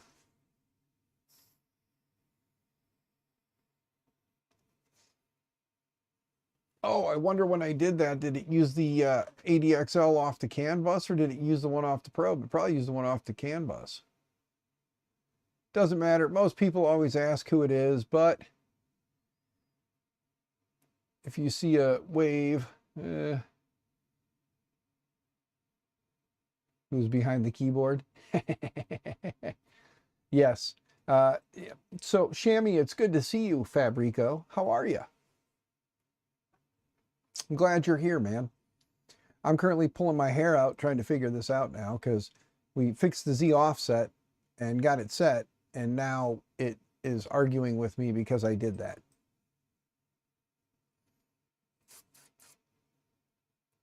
But yeah, it's not anything I don't expect anymore.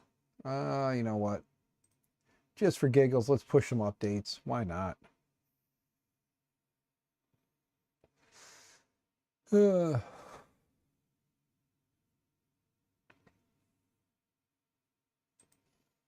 Clipping, shake tools, script, folder, analyze axis, graph for the belts.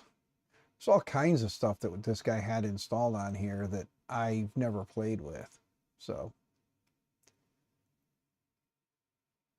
yeah, we're just pretty much hanging out. I kind of got in a mode earlier. I guess I'll kind of rehash for anybody who came in after the fact, but everybody pretty much knows in December I lost my dad, and as I explained, I had 30 years of not knowing him and there was reasons.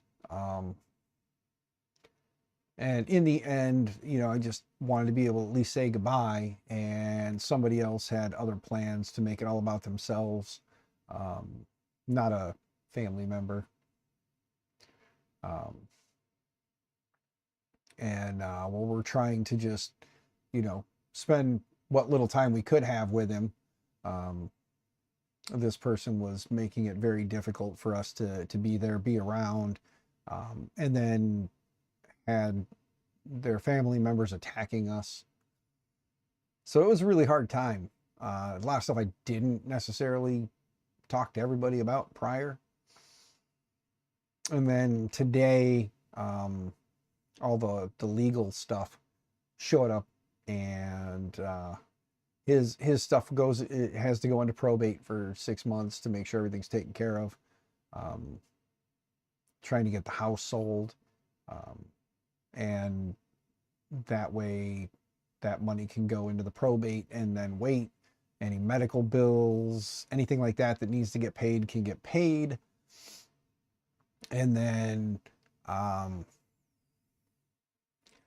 just the verbiage in the will is, you know, it hits in a way, you know, like I don't care about anything more than I just wanted, you know, some time with him. And the verbiage in the will is very it's legalese, but man, is it just like ignorant the way it's worded, you know what I mean? Thought I said update all components. I guess I didn't. So I'm sitting here waiting for this thing to update, and I didn't do this. My bad. Let's get all this stuff updated. But yeah, it when you see stuff in writing, it hits you in a way that just like punches you in the gut. You know, you see people in a will, and you ask yourself why. You don't see people in the will, and you ask yourself why. And you see yourself in the will, and you just can't. You just can't. What you're seeing in black and white, you're just like, you know, it's like what the fuck? So it's just been hitting hard. And you start kind of going back through and thinking to yourself, certain people are in there that shouldn't be in there, and maybe we're part of the issue with you just having any time to say goodbye, any time. And instead of seeing that you're there for goodbye, they're just being ignorant and rude to your face.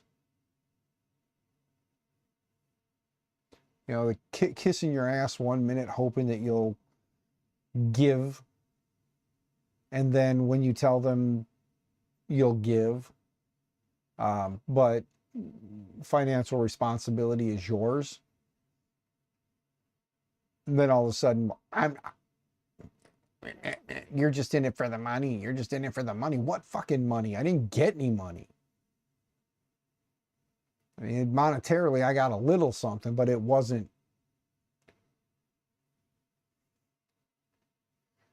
Like mortgage payment, one. If I'm lucky, one. My mortgage is less than $1,000 a month. It's less than $500 a month. I'm not in it for no fucking money, you know. And it's just the headache that I'm. Anyway, update. Full and done. Let's get back to seeing if we can figure out why this thing is now freaking out since we adjusted our offset. Close that. I think let's see if this will allow me to go way back. Cartographer calibrate. Was that what I needed to do? Cartographer calibrate? I think that's what it was Cartographer calibrate. But I can't do a Cartographer calibrate right now because The internal error connected. Cartographer model convergence error is what we're getting. And until we can get rid of this convergence error, I don't know.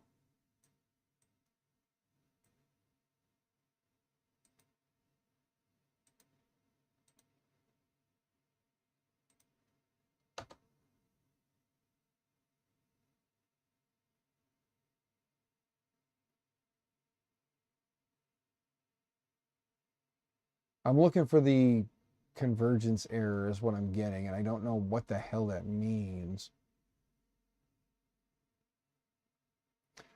Distance, max, E, 0.00001 frequency.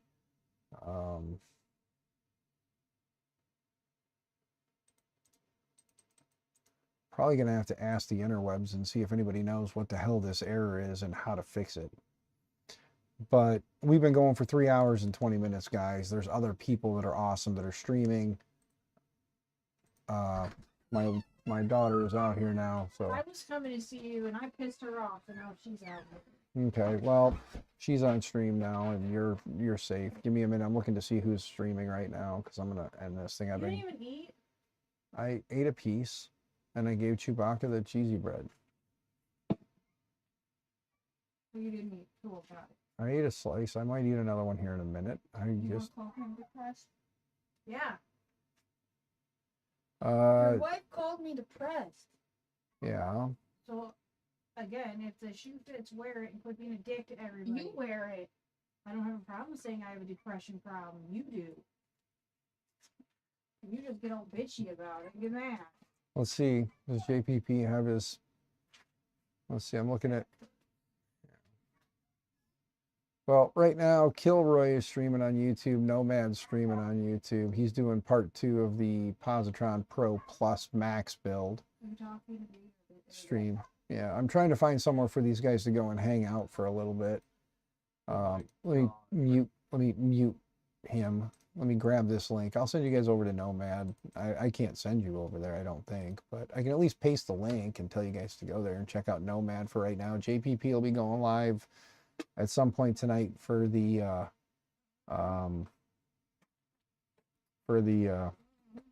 game night. I'm gonna try to pop in there and say hey to everybody. So you guys have fun, stay out of trouble, stay out of jail. Happy 3D printing, all that fun stuff. Talk to you guys later.